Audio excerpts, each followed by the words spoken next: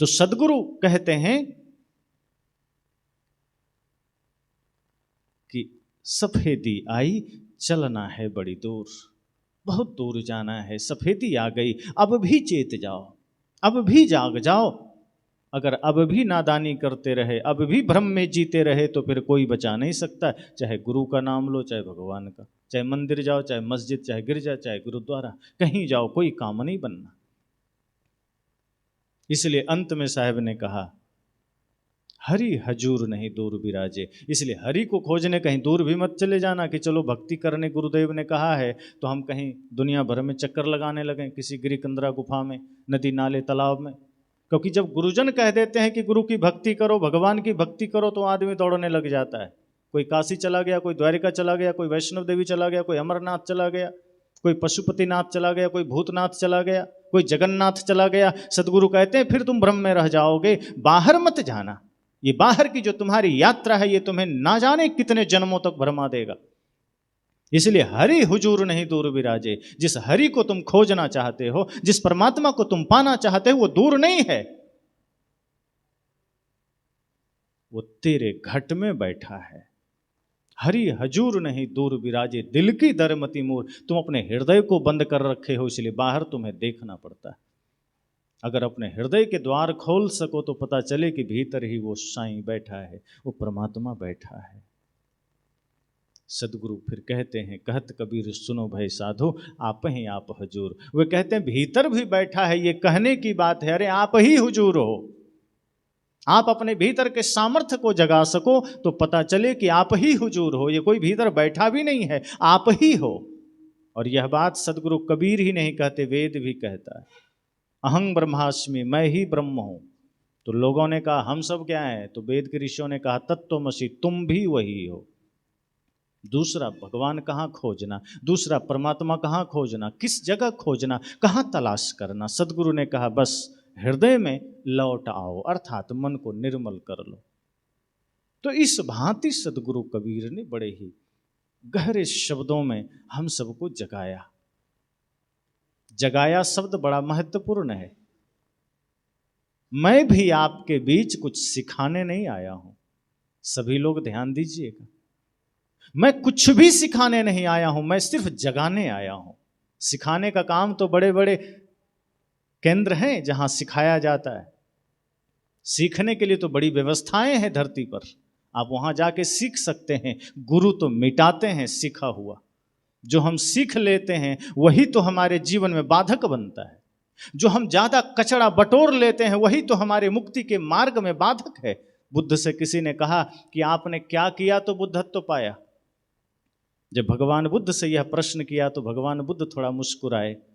लोगों ने कहा बताएं भगवान आपने क्या किया, क्या करना पड़ा आपको, आप बुद्धत्व कैसे पा लिए। तो भगवान बुद्ध ने क्या कहा, कहा जब तक करता रहा तो दूर था, जब तक कोशिशें करता रहा, प्रयास करता रहा, तब तक बुद्धत्व से दूर था। जब सब करना छोड़ दिया तो पता चला बुद्धत्व ही था।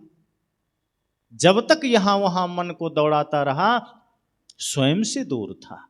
जब तक यहां वहां मन को लगाता रहा, अपनी शांति और सत्य से दूर था। लेकिन जैसे ही हमने बाहर के समस्त विकारों का त्याग कर दिया, आशा तृष्णा का त्याग कर दिया, वासना का त्याग कर दिया और मन को पूर्ण निर्विकार कर दिया, तो पता चला कि मैं तो वो स्वरूप में था ही। आत्मा का तो स्वरूप ही ज्ञान स्वरूप है, बुद्धत्व स्वरूप है। आत्मा का तो स्वरूप ही मुक्त स्वरूप है। माया के अधीन होकर, संसार के अधीन होकर ये आत्मा बंधन में पड़ जाती है। तो वही बात मैं कह रहा हूं कि मैं कुछ सिखाने नहीं, मैं सिर्फ जगाने आया हूं, ताकि हमारी चेतना जग सके, हम जागृत हो सकें। और यह बात इसलिए मैं कह रहा हूं क्योंकि हम सदगुरु कबीर के विचार को मानने वाले हैं। और सदगुरु कबीर कोई संप्रदाय नहीं है, सदगुरु कबीर कोई मतपंथ नहीं है। सदगुरु कबीर पूरी सृष्टि की जीवन शैली है। सदगुरु कबीर का विचार संपूर्ण मानवता का दर्शन है। वो किसी एक पंथ, एक पक्ष की बात नहीं करते हैं, वो किसी संप्रदाय की बात नहीं करते हैं, वो किसी मत मजहब की बात नहीं करते हैं। सदगुरु कबीर समस्त मानवता की बात करते हैं। एक राजा संत के पास गए। जैसे ही संत के पास गए, मैं कुछ सीखने आया हूं, तो संत ने क्या किया पता है? अभी जैसे मैं आपके तरफ मुख करके बैठा हूं, तो संत पीछे मुख करके बैठे गए दीवार की तरफ। राजा को बड़ा आश्चर्य हुआ, कहा ये तो मेरा अपमान है, महाराज जी आपने ऐसा क्यों किया? हम तो आपसे सुनने आए हैं, हम तो आपसे कुछ जानने आए हैं, आप तो अपना मुख ही दीवार की तरफ कर लिए। संत ने कहा कि आज तक ऐसा कोई मिला ही नहीं जो दीवार ना हो। कहा मतलब? कहा दीवार को अच्छा कहो या बुरा, कुछ भी फर्क नहीं पड़ता। दीवार को गाली दे दो 10 20 50, कोई जवाब नहीं देगा। उसको प्रवचन सुना दो, कोई जवाब नहीं देगा।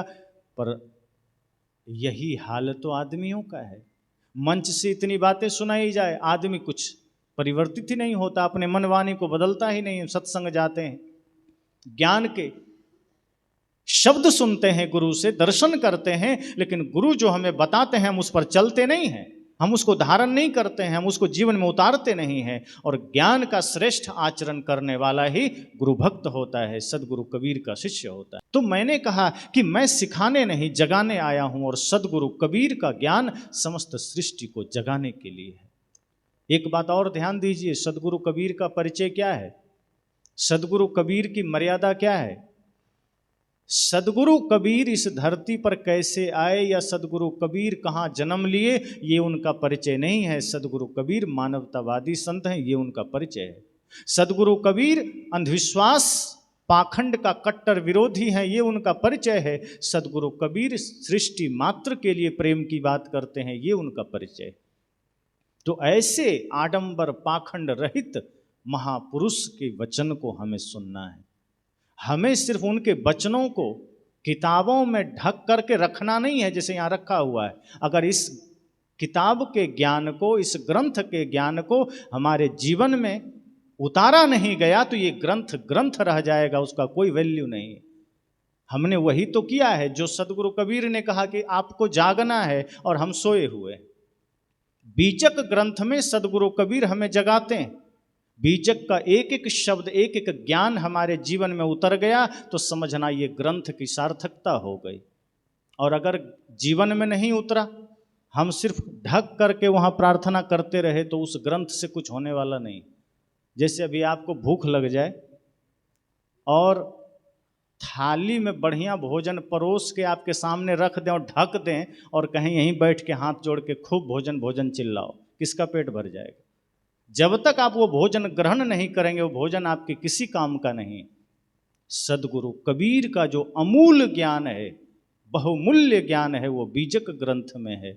और उस बीजक ग्रंथ को सबसे पहले अपने अपने आचरण में उतारना है, ये संकल्प लेकर जाना कि इसी बीजक में सदगुरु कबीर ने जीवन उपयोगी तमाम वाणियां कही।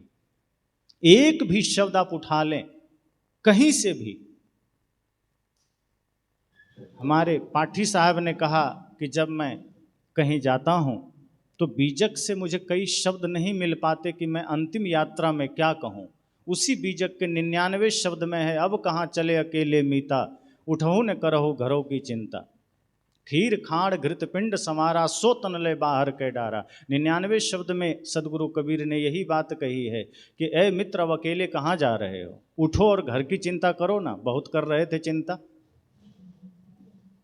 नौकरी में जाना है, खेत में जाना है, खलिहान में जाना है, धन कमाना है, और जब अब प्राण निकल गए तो अब चिंता करो।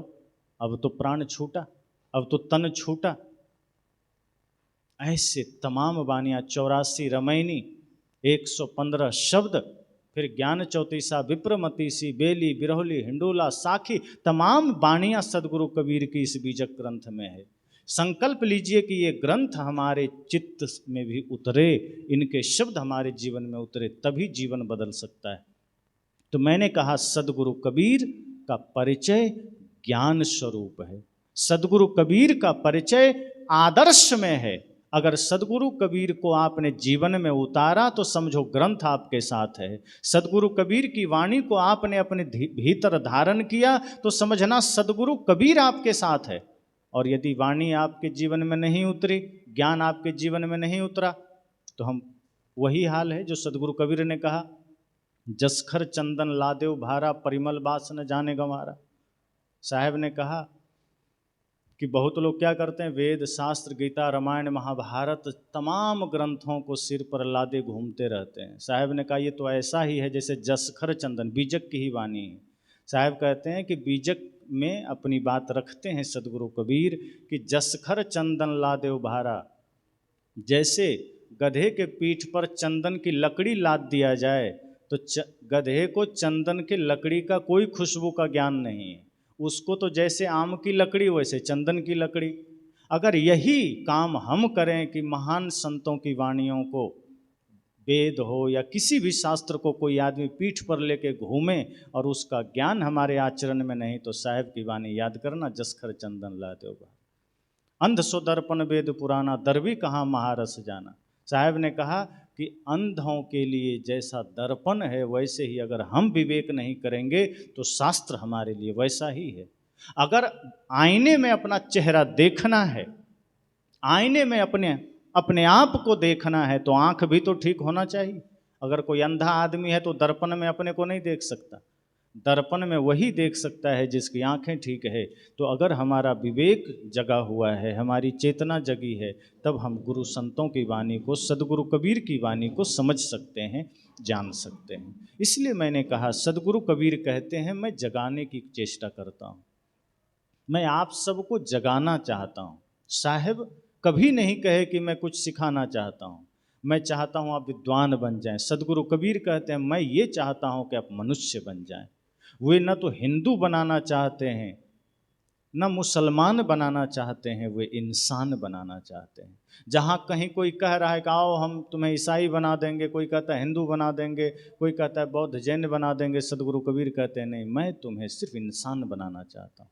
ऐसे महानतम संत जो किसी भी पाखंड का समर्थन नहीं करते हैं बल्कि जड़ से उखाड़ फेंकते हैं, अगर उनके नाम पर हम पाखंड करते हैं तो फिर हम सदगुरु कबीर का अपमान करते हैं। सदगुरु कबीर ने क्या कहा कि पंडित का विरोध करो, ब्राह्मण का विरोध करो। सदगुरु कबीर ने कहा ब्राह्मणवाद का विरोध करो। क्या उन्होंने कहा कि मनुष्य कुछ भी गलत कर रहा है तो मनुष्य का विरोध करो? नहीं, उसके कर्म का विरोध करो। अगर कर्मकांड का आप विरोध करते हैं, ब्राह्मणवाद का विरोध करते हैं, तब जीवन में चेतना जगेगी। लेकिन हम वैसा नहीं करते। हम ब्राह्मण का विरोध तो कर देते हैं, ब्राह्मणवाद का विरोध नहीं करते। हम कहते हैं कि नहीं, ब्राह्मण को बुला के कुछ नहीं कराना है, लेकिन अपने ही मत पंथ में कोई ब्राह्मण तैयार हो जाता है, वो कर्मकांड करने चला आता है। सदगुरु कबीर व्यक्ति के विरोधी नहीं है, वो कर्मकांड के विरोधी हैं। और वो कर्मकांड कोई ब्राह्मण आके करे तो भी बुरा है, और अपने ही मत पंथ का आदमी अगर पाखंड कर रहा है वो भी बुरा है।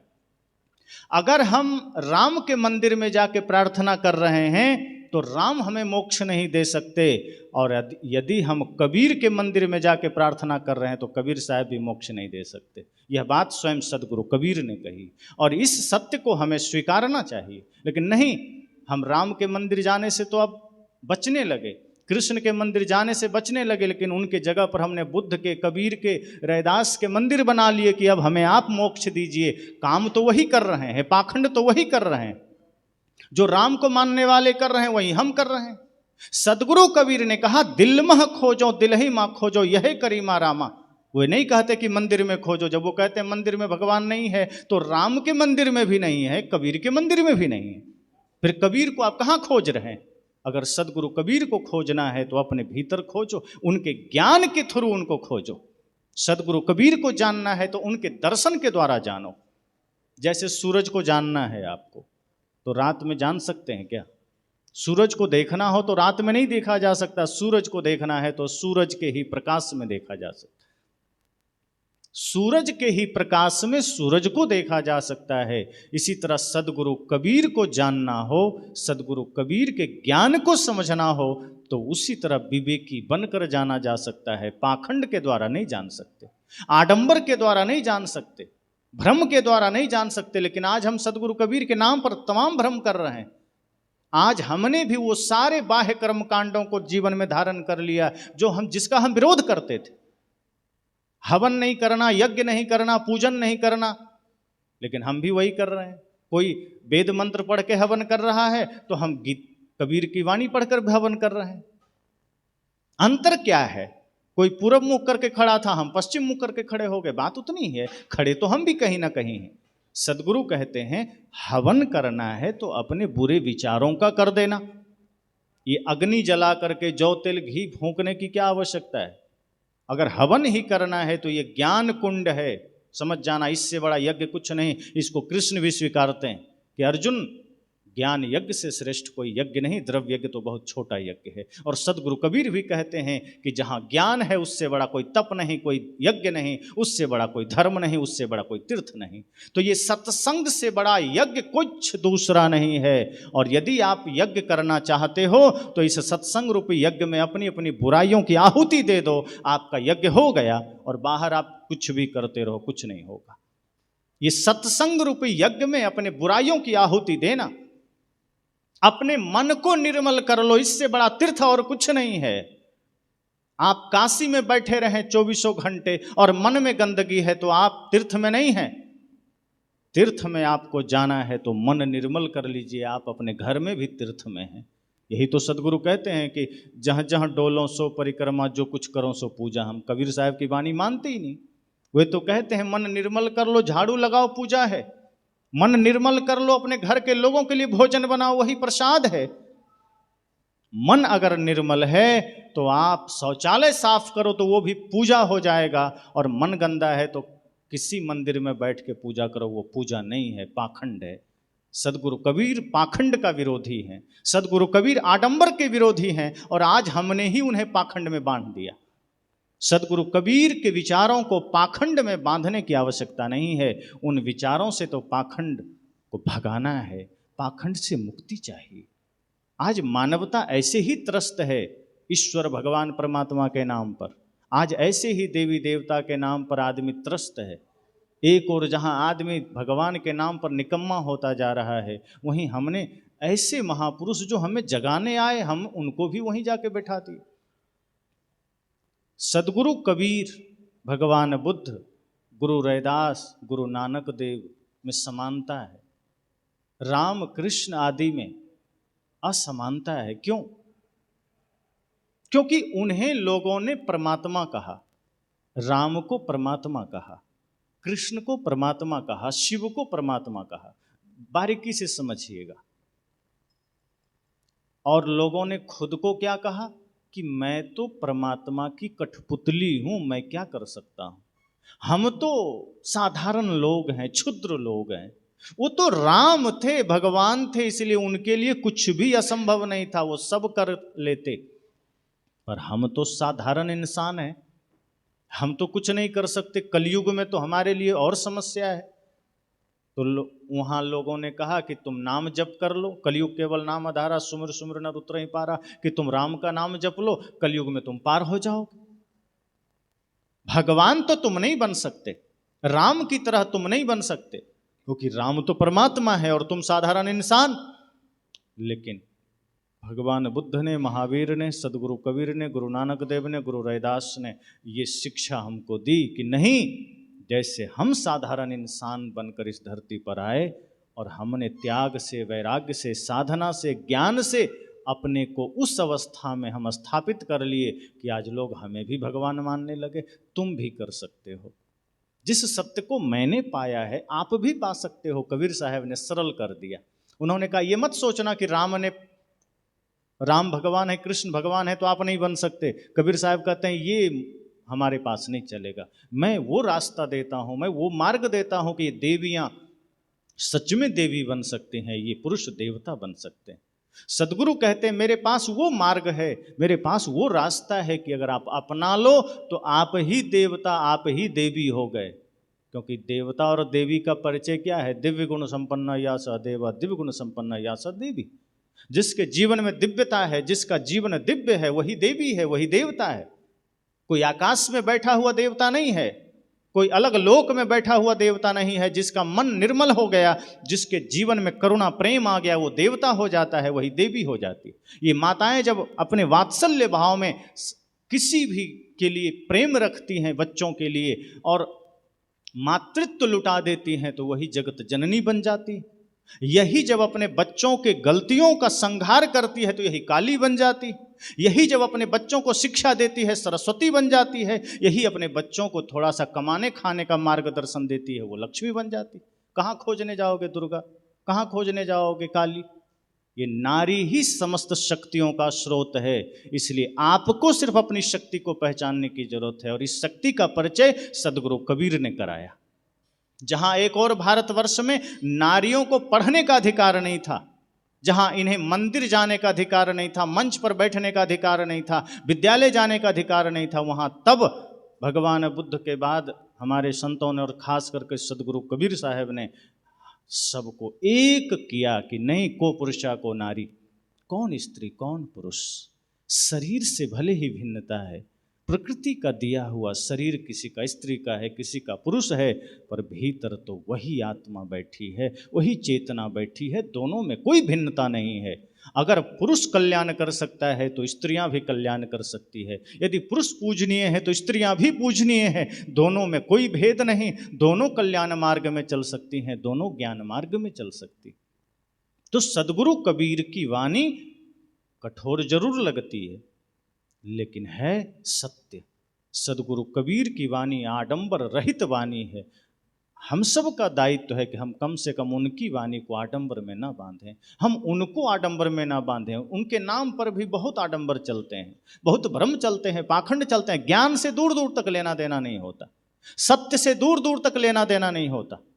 लेकिन आप समझ लो कि आप जब सत्य से दूर होते हो तभी आप पीछे हो जाते हो, तभी आपको लोग दबाना शुरू कर देते हैं। और कुछ चालाक लोग होते हैं जो आपके इसी सरलता का फायदा उठाते हैं कि ये लोग तो है ही भोला भोला भाला, इसको बदला जा सकता है, माइंड को डाइवर्ट किया जा सकता है, और फिर आपको फंसा देते हैं। और फिर आप कर्मकांड में लग जाते हैं, फिर आप भ्रम में लग जाते हैं, फिर आप तमाम आडंबर में लग जाते हैं, फिर आप पिंडदान करने गया भी पहुंच जाते हैं, फिर आप अपने दरवाजे पर सत्यनारायण व्रत की कथा भी करवा लेते। ये अलग बात है कि सत्यनारायण व्रत कथा में ना सत्य है और ना नारायण है, दोनों नहीं, लेकिन कथा चल रही। उसमें आप ठीक से देखो तो सत्यनारायण व्रत में सत्य भी नहीं है, नारायण भी नहीं, एकदम झूठ है। उसको सत्यनारायण व्रत कह दिया और आप ही लोग करा भी लेते। श्राद्ध भी आप बुला के करा लिए, जन्मदिन हो तब भी आप पुरोहित बुला लिए, विवाह है तब भी आप पुरोहित बुला लिए। सदगुरु कहते हैं अपने आप को इस योग्य बनाओ कि गुरु संत को बुलाओ। पुरोहितों को बुलाने की क्या आवश्यकता है, पाखंडियों को बुलाने की क्या आवश्यकता है? जो आपकी बुद्धि को गुलाम कर रहा है, जो आपको गलत मार्गदर्शन दे रहा है, उसे नहीं बुलाना है। तरीका बदलो, जीवन चरित्र बदलो, जीवन दर्शन बदलो, जीवन शैली बदलो, तब जीवन में कुछ अच्छा होगा, शांति मिलेगी। वरना सदगुरु कबीर की वाणी रटते रह जाएंगे, मिलेगा कुछ नहीं। इसलिए सदगुरु कबीर कहते हैं कि मैं जो कहता हूं उस पर चिंतन करना, मंथन करना। मैं रटी हुई बात नहीं कहता, मैं कहता आँखन देखी, तू कहता कागज की लेखी, मेरा तेरा मनवा कैसे खोई रे। मैं तो आंखों देखी बात करता हूं, जो सत्य है वही कहता हूं। मैं ये चिंता नहीं करता कि कोई हमसे नाराज हो जाएगा। सदगुरु कबीर को मानने वाले सत्य पथ के राही होते हैं। मैं सच्चे पथ का राही हूं, कह सकता दिन को रात नहीं, ईमान बेच दूं टुकड़ों में, ये मेरे बस की बात नहीं। जो सदगुरु कबीर को मानने वाले हैं वो सत्य को मानने वाले। कई लोग मुझे कहते हैं कि राम मुक्ति नहीं दे सकते, कृष्ण मुक्ति नहीं दे सकते, तो क्या आपका कबीर मुक्ति दे देगा? मैं कहता हूं कबीर साहब ने कहा ही नहीं। अगर उन्होंने कहा कि राम मुक्ति नहीं दे सकते, कृष्ण मुक्ति नहीं दे सकते, तो सदगुरु कबीर ने कहां कहा कि मैं मुक्ति दे सकता हूं? सदगुरु कबीर ने कहीं नहीं कहा कि मैं मुक्ति दे सकता हूं। उन्होंने सिर्फ इतना कहा कि मैं मुक्ति का मार्ग दे सकता हूं, मैं मुक्ति का रास्ता दे सकता हूं। चलना तो आपको है। कबीर साहब ये घमंड नहीं करते कि मैं तुम्हें मोक्ष में भेज दूंगा। ये तो आज बड़े बड़े धर्माचार्य बैठे हैं, धर्मगुरु बैठे हैं व्यास गद्दी पर, वे कहते हैं तुम्हें कुछ नहीं करना है, मैं जो मंत्र दे रहा हूं जाप कर लो, स्वर्ग भेज दूंगा। जैसे स्वर्ग उनके पिताजी का है। अरे स्वर्ग है, अपने मन को निर्मल करो, यही स्वर्ग है। बाहर कोई स्वर्ग है? बाहर कोई नर्क है? इसी जीवन में आदमी दुख में है वो नर्क में है, इसी जीवन में आदमी सुख में है वो स्वर्ग में है। बाहर कोई स्वर्ग नरक नहीं है, ये ध्यान रखना कि बाहर कुछ मिल जाएगा, कि कोई परिवार में गुजर जाए तो गया में जाके पिंडदान कराना, कुछ नहीं होगा। सदगुरु कबीर कहते हैं अंतिम संस्कार नाम है, अंतिम संस्कार हो गया, सब क्रिया हो गई, उसके बाद कुछ नहीं होता। जीते जी अगर कुछ किया तो समझो उसके निमित्त हुआ, मरने के बाद कुछ नहीं होगा। जीते जी हो सकता है। तो सदगुरु कबीर के ज्ञान को भी पाखंड की सीमा में मत बांधी। सदगुरु कबीर के ज्ञान वो निर्मल ज्ञान है, वो पावन ज्ञान है, जिस पर हमें चलना है, जिसे जीवन में उतारना है, जिस पर हमें आगे बढ़ना है। अभी सदगुरु कबीर की प्रतिमा लगी है। जिस दिन सदगुरु कबीर का ज्ञान आपके आचरण में उतर जाएगा, फिर आप देखोगे कि आपके हृदय में सदा कबीर साहब विराजमान है। सदगुरु कबीर वैसे भी प्रतिमाओं में नहीं होते, वो प्रतीक मात्र है। एक बात में समझ लीजिए आप सब कि यहाँ हम पाखंड की एक रत्ती बात नहीं कर रहे, हम सदगुरु कबीर के मूल बात कर रहे हैं, मूल ज्ञान की बात कर रहे हैं, जो खुद वो दूसरों का विरोध करते हैं, वही बात मैं कह रहा हूँ। सदगुरु कहते हैं ना पत्थर में, ना पानी में, ना ब्रह्मांड आकाश में, खोजी होए तुरंत मिल जाऊं सब सांसों की श्वास में। इसलिए मैं कहता हूं कि इस चित्र में भी कबीर साहब नहीं है। तो फिर लोग कहेंगे तो लगाते क्यों हैं? तो लगाते हैं प्रेरणा लेने के लिए। प्रतीक मात्र है, चित्र प्रतीक हुआ करते हैं, और चित्र इसलिए लगाए जाते हैं क्योंकि उसके पीछे उनका महान चरित्र खड़ा होता है। हर किसी का चित्र नहीं बनता। तो सदगुरु कबीर का जो चित्र है वो प्रार्थना के लिए नहीं है। एक बात याद रखना, सदगुरु कबीर का जो चित्र है वो अगरबत्ती घुमाने के लिए नहीं है, वो प्रेरणा लेने के लिए है। नतमस्तक होकर के उनके जीवन चरित्र को याद करना और अपने जीवन में उतारना, इसलिए वो चित्र है। सदगुरु कबीर के चित्र को राम की तरह मत व्यवहार करने लग जाना। सदगुरु कबीर की प्रतिमा को कृष्ण की प्रतिमा और दुर्गा की प्रतिमा की तरह मत व्यवहार करने लग जाना, वरना सदगुरु कबीर के साथ हम वही कर बैठेंगे जो लोगों ने राम के साथ किया। तो सदगुरु कबीर की प्रतिमा सिर्फ प्रतीक है, वो जगाने के लिए है समाज को कि ये सदगुरु कबीर हैं और इनके पीछे इनका महानतम ज्ञान है, महानतम आचरण है, महानतम जीवन दर्शन है, वो हमें भी उतारना है। और अगर सदगुरु कबीर की बातें हृदय में आ गई तो समझना ये चित्र बाहर नहीं आपके भीतर बैठ जाएगा। और जिस दिन सदगुरु कबीर इस हृदय में विराजमान हो गए तो आपकी वाणी में, आपके आचरण में, आपके चिंतन में, आपके रोम रोम में वाणी सदगुरु कबीर साहब विराजमान हो गए। तो आपको निर्णय करना है कि कबीर को भी राम की तरह ही बनाना है, वैसे ही भगवान बनाकर अलग कर देना है, या फिर उनके बताए मार्ग पर चल करके सत्य को जानना है। सदगुरु कबीर कहते थे कि मुझे भगवान मत बना देना, बल्कि, और सरलता होती है, ईमानदारी की बात बताऊं, किसी महापुरुष को भगवान बनाने में आदमी अपनी सरलता खोजता है। अगर हम उसे साधारण मनुष्य में ही महानतम प्रयास करने वाला समझेंगे कि नहीं हमारे आपके तरह वो भी मनुष्य थे, साधना करके महान हो गए, तो हम पर भी जिम्मेदारी आएगी कि तुम भी करो। लेकिन हम भगवान घोषित कर देते हैं, फिर हम कहते हैं अरे भाई हम तो बड़े छोटे लोग हैं, हम तो साधारण मनुष्य हैं, वो तो महान भगवान है, हम वैसा कहाँ बन सकते हैं, और हम पीछे हट लेते हैं। फिर अगर अब नशा कर रहे हो, कोई कहता है अरे नशा छोड़ो, अरे छोड़ो, कबीर साहब तो भगवान थे, हम लोग साधारण इंसान तो नशा करेंगे, हम तो चाय पिएंगे, बीड़ी पिएंगे, हमसे तो भूल होगी, हमसे तो पाप होगा। हम इसलिए महापुरुषों को भगवान बना के मंदिर बना देते हैं, ताले लगा देते हैं। अब भगवान हम उनको बता रहे हैं कि कबीर भगवान है, बुद्ध भगवान है, राम भगवान है, और ताला हम लगाए बैठे हैं। वो भगवान है कि आपके ताले के अंदर भगवान बैठा है, मालिक कौन वो? ये मजाक हम कबीर साहब के साथ भी कर रहे हैं। जो राम के साथ हो रहा है वो हम कबीर साहब के साथ कर रहे हैं, वो हम बुद्ध के साथ कर रहे हैं। महाबोधि मंदिर जब मैं गया तो मैं देखा कि जिस तरह से लोग मनोकामना राम के मंदिर में जाकर मांगते हैं, वही मनोकामना भगवान बुद्ध के मंदिर में मांग रहे हैं। जो मनोकामना कृष्ण के मंदिर में मांगा जाता है, वही मनोकामना लोग कबीर साहब के मंदिर में मांग रहे हैं। अब पाखंड वही है, बस चित्र बदल गया। कहीं राम का मंदिर था, कहीं कृष्ण का था, उसके जगह में बुद्ध और कबीर के मंदिर हो गए, और हम वहीं पर भोग मांगने चले गए, मोक्ष मांगने चले गए। सदगुरु कहते हैं कोई आवे बेटा मांगे, यही गुसाई दीजिए जी, ऐसी है दीवानी दुनिया, भक्ति भाव नहीं बूझे जी।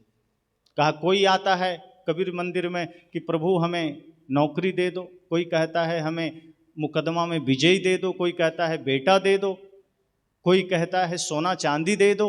सदगुरु कहते हैं ये पाखंड है। गुरु से कभी भी सोना चांदी मांगने मत चले जाना। गुरु से मांगने के लिए धन दौलत नहीं है। अगर गुरु के पास जाओ, सदगुरु कबीर से कुछ मांगना हो, हालांकि सदगुरु कबीर से मांग ही नहीं सकते क्योंकि वो शरीर में तो नहीं है, लेकिन वर्तमान में जो गुरु संत होते हैं वो सदगुरु कबीर के ज्ञान को हमें दर्शाने वाले होते हैं। तो वर्तमान गुरु ही मानो हमारे सदगुरु कबीर हैं। तो अगर हम उनके सामने चले गए और कुछ मांगना पड़े तो संत गुरुजनों से सोना चांदी मत मांग लेना, मुकदमे में विजय का आशीर्वाद मत मांगने चले जाना, साड़ी मत मांगने चले जाना, कपड़े लत्ते कुछ नहीं, घर मकान कुछ नहीं। ये कहना गुरुदेव शरीर मिला है, इस शरीर से श्रम करके हम 2 रोटी की व्यवस्था कर लेंगे, शरीर को भोजन चाहिए, कपड़ा चाहिए, वो मैं कर लूंगा, पर आप तो इतनी कृपा करना कि ये मन कभी कमजोर न पड़े आपकी भक्ति करने में। आप तो ऐसा आशीर्वाद देना कि मन में भक्ति बनी रहे, ये मन सत्य मार्ग में लगा रहे, ये मन प्रेम में लगा रहे। और गुरु से कुछ मत मांगना। लेकिन हम गुरु से भी यही मांगने लगते हैं। सदगुरु कबीर के बड़े बड़े मंदिर बन गए। मैं कई बार सोचता हूं कि सदगुरु कबीर को हमने क्या बना दिया। दूसरे लोगों पर हम हंसते हैं कि देखो राम के मंदिर जा रहा है, ये देखो वैष्णव देवी जा रहा है, क्या मांगेगा, क्या देगा इसका देवी। वही काम हम कर रहे हैं तो हमारे लिए तो और दुर्भाग्य की बात है। कम से कम राम, कृष्ण, शिव और दुर्गा के लिए तो मान्यता है कि वो देते हैं, इसलिए लोग जाते हैं। कबीर साहब के बारे में तो यह मान्यता है कि वो तो बिल्कुल पाखंड विरोधी हैं। वे तो मंदिर मस्जिद मानते ही नहीं बाहर, वे तो कहते हैं घर मंदिर बनाओ। ये बाहर मंदिर क्या करोगे बना के, घर को मंदिर बनाओ। वे तो बाहर के व्रत को भी नहीं मानते। जो लोग भूखे रहते हैं ना, सदगुरु कबीर कहते हैं पाखंड है, ढोंग है। अभी दुर्गा पूजा में लोग 9 दिन व्रत रहे, सदगुरु कहते हैं ये भी पाखंड है, कोई व्रत नहीं है। सच्चा व्रत है सत्य का पालन करना, सच्चा व्रत है मन को वश में करना, सच्चा व्रत है काम क्रोध लोभ मोह का त्याग करना। सदगुरु कहते हैं अगर सच्चा व्रत धारण करना है तो सत्य का पालन करो, इससे बड़ा व्रत और कुछ नहीं है। वो भूखे रहने को व्रत नहीं मानते,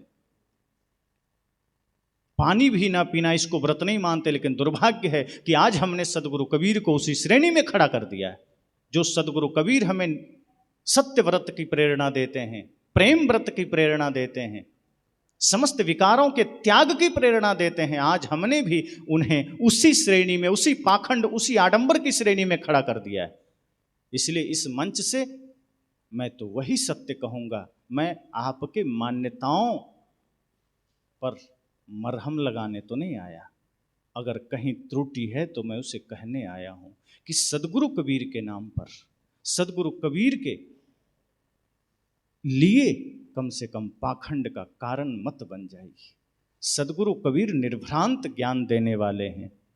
इस सृष्टि में बहुत भरमाने वाले लोग मिलेंगे, बहुत पाखंड करने वाले लोग मिलेंगे।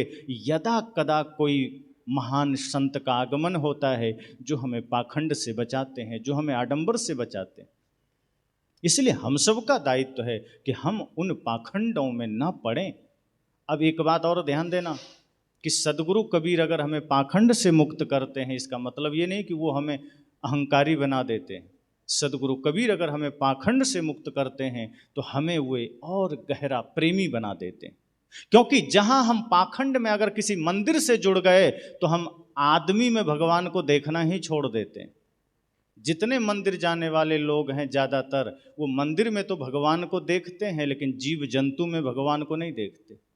जो कृष्ण में भगवान को देखते हैं या जो देवी दुर्गा में भगवती को देखते हैं वो बकरी में नहीं देखते, इसलिए बकरी पर छुरी चला देते हैं। जो लोग राम में भगवान को देखते हैं वे फिर किसी जीव में भगवान को नहीं देखते। अगर राम में भगवान वो देखते और सच में दिख जाता तो उन्हें अपने भाई में भी भगवान नजर आते और भाई पर मुकदमा नहीं करते, जमीन के लिए झगड़ा नहीं करते। पर आज राम भक्तों को देख लो, कोर्ट में खड़ा है, किस लिए? तो जमीन का विवाद है। अरे कम से कम राम जी से इतनी तो प्रेरणा ले लो कि जो राम अपने भाई के लिए गद्दी छोड़ के जंगल चले गए, कम से कम उस राम से इतना तो सीख लो कि हम राम के भक्त हैं और अपने भाई पर मुकदमा कैसे कर रहे हैं। अगर राम भरत के लिए छोड़ सकते हैं तो आप भी राम भक्त हो, छोड़ दो। लेकिन नहीं, राम का भी हम वही हाल कर रहे हैं, कृष्ण का भी वही कर रहे हैं। और दुख तो इसलिए हो रहा है कि आज हमने सदगुरु कबीर का भी वही हाल किया। सदगुरु कबीर की वाणियां हमारे मस्तिष्क में तो है, हृदय में नहीं है। दो तरह से हम सदगुरु कबीर की वाणियों को पढ़ते हैं, एक है हृदयस्थ करना, एक है कंठस्थ करना। कंठस्थ बहुतों को हो जाता है। अब कंठस्थ का मतलब क्या है? जो कंठ में आके अस्त हो जाए, यहीं स्थित हो जाए, स्थित हो गया यहीं, यहां से नीचे नहीं उतरा। लेकिन उल्टा करते हैं, किसी ने गाली दिया उसको हृदयस्थ कर लेते हैं, सद्गुरु संत ज्ञान देते हैं उसको कंठस्थ कर लेते हैं। गाली को कंठ में नहीं रोकते, निंदा को, चुगली को, शिकायत को कंठ में नहीं रोकते, ज्ञान को यहीं रोक लेते हैं। और जो कोई गाली दे दिया तो हृदय में उतार लेते हैं, फिर लाठी लेके झगड़ने लग जाते हैं। सदगुरु कहते हैं बुरी बातें कोई कह दे, कोई गलत कह दे, कोई गाली दे दे, कोई निंदा कर दे, तो उसको यहीं रोक लेना, भीतर मत आने देना। हृदय में तो सिर्फ ज्ञान को उतरने देना। तो आज इस सदगुरु कबीर के क्रांतिकारी विचार मंच से आप सबके लिए वही शब्द मैं कहूँगा कि सदगुरु कबीर ने जिस पाखंड का, जिस आडंबर का विरोध किया, सदगुरु कबीर को उस पाखंड के श्रेणी में खड़ा नहीं करना है, उनको उस पाखंड के घेरे में खड़ा नहीं करना है। वो निर्भ्रांत हैं, उनके विचारों को जीवन में उतारिए, तभी सच्चे कबीरपंथी हो सकते हैं, तभी सच्चे सदगुरु कबीर के अनुयायी हो सकते हैं। मैं तो बार बार कहता हूँ, सदगुरु कबीर का अनुयायी वह नहीं है जो गले में माला धारण कर लिया, सदगुरु कबीर का अनुयायी वह भी नहीं है जो सदगुरु कबीर के चित्र को घर में टांग लिया, सदगुरु कबीर का अनुयायी वह भी नहीं है जो बीजक ग्रंथ के एक एक शब्द को पढ़ लिया। सदगुरु कबीर का अनुयायी वह है जो इस भाव में उतर गया कि सब घट मेरो साइयां सुनी सेज न कोय, बलिहारी व घट की जागट प्रगट हो, कि ऐसी वाणी बोलिए मन का आपा खोय, औरन को शीतल करे आपो ही शीतल होय, मधुर वचन है औषधि कटुक वचन है तीर, श्रवण द्वार होय संचरे साले सकल शरीर। जब इस भाव में उतरेंगे कि प्रेम गलियति सांकरी जामे दो न समाए, जब मैं था तब हरि नहीं अब हरि है मैं नाए, जब इस दर्शन को जीवन में उतारेंगे तो समझ जाना सदगुरु कबीर आपके रग रग में उतर गए। तो सदगुरु कबीर ये नहीं कहते कि तीर्थ में जाके डुबकी लगा लो, सदगुरु कबीर ये नहीं कहते कि गंगा में डुबकी लगाओ तो मोक्ष मिलेगा, कि किसी गिरिकंदरा गुफा में किसी देवी किसी देवता का दर्शन करो तो मोक्ष मिलेगा। ये आडंबर की बात वो नहीं करते। वे हमें कहते हैं कि अपने मन को ऐसा निर्मल बनाओ कि आपका घर, आपका आंगन, आपका दुकान तीर्थ बन सके। बाहर तीर्थ करने जाते हो, घर को कबाड़ खाना बना रखे हो। वे कहते हैं कि बाहर तो तीर्थ कर आया और घर है कबाड़ खाना, यहां आकर के आपका मन वही गंदा हो गया, वही छल, वही कपट, वही ईर्ष्या, वही द्वेष, वही माता का अनादर, पिता का अनादर, गुरु का अनादर, भाई के साथ धोखा, पत्नी के साथ धोखा। तो तीर्थों में तो धार्मिक बने थे, गंगा नहाने जब गए थे तो धार्मिक बने थे, वैष्णव देवी की यात्रा में गए थे तो धार्मिक बन गए थे, और घर आए तो अधार्मिक हो गए। सदगुरु कहते हैं मैं ऐसे तीर्थ को नहीं मानता। जिस दिन आपका मन निर्मल होगा, आप जहां जहां कदम रखोगे वो तीर्थ बन जाएगा। और एक बात और है, मैं अक्सर कहा करता हूं कि सदगुरु कबीर आपको मंदिर से मुक्त नहीं करते। वो नहीं कहते कि मैं तुम्हें मंदिर से मुक्त कर रहा हूं, वे कहते हैं मैं ईंट पत्थर के मंदिर से मुक्त कर रहा हूं, चैतन्य मंदिर से मुक्त नहीं कर रहा हूं। अब वो मंदिर कौन सा है?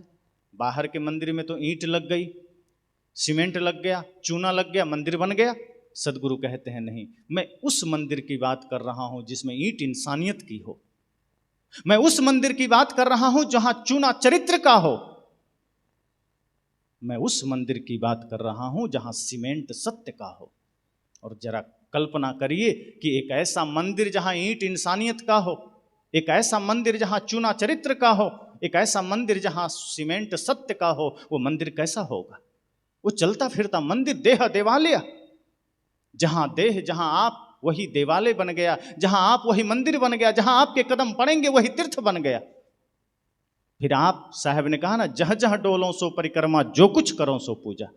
और यही बात गुरु रविदास ने कहा कि मन चंगा तो कठौते में गंगा। उन्होंने नहीं कहा कि मन गंदा रखो और फिर गंगा चले जाओ तो डुबकी लगाओ तो गंगा में स्नान हो गया। वे कहते रहे निर्मल करो न मन, पवित्र कर लो मन, तो आपके घर में आपके जग, आपके गिलास, आपके कठौते में रखा हुआ जल भी गंगा जल से भी बढ़िया है। और यदि मन गंदा है, मन में कुविचार है, मन में छल है, मन में कपट है, तो गंगा में बैठे रहो डुबकी लगा के, तब भी आप गंगा में नहीं हो। अगर मन में गंदगी है तो मंदिर जाओ, चाहे मस्जिद जाओ, गिरजाघर जाओ, चाहे गुरुद्वारे जाओ, मन अगर गंदा है तो आप मंदिर में हो ही नहीं। और मन निर्मल है तो आप मंदिर से बाहर ही नहीं हो। फिर तो ये पूरी धरा मंदिर बन जाता है। अगर मन निर्मल हो गया तो जहां जहां कदम रखोगे सब मंदिर है। तो सदगुरु कहते हैं, मैं तुम्हें सीमेंट और ईंट के मंदिर से मुक्त करता हूं, लेकिन ऐसा जीवन जीने की प्रेरणा देता हूं कि जहां रहो वही मंदिर हो जाए, जो करो वही पूजा हो जाए। अब अलग से हम पूजा करने जाते हैं, सुबह उठते हैं, जैसे दैनिकचर्या है ना, कुछ लोग मंदिर चले गए, कुछ लोग कबीर साहब के मंदिर, कोई राम के, कोई कृष्ण के, सब तरह से लोग हैं। किन्हीं को कोई पसंद आए, किन्हीं को कोई।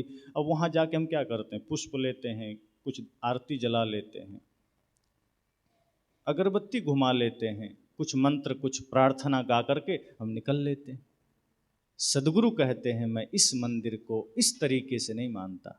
वे कहते हैं कि आपका कर्म इतना निर्मल हो जाए कि सिर्फ अगरबत्ती घुमाना पूजा ना रहे, आप अगर झाड़ू लगाओ, इतनी निर्मलता से लगाओ, इतनी पवित्रता से लगाओ कि आपका झाड़ू लगाना पूजा बन जाए।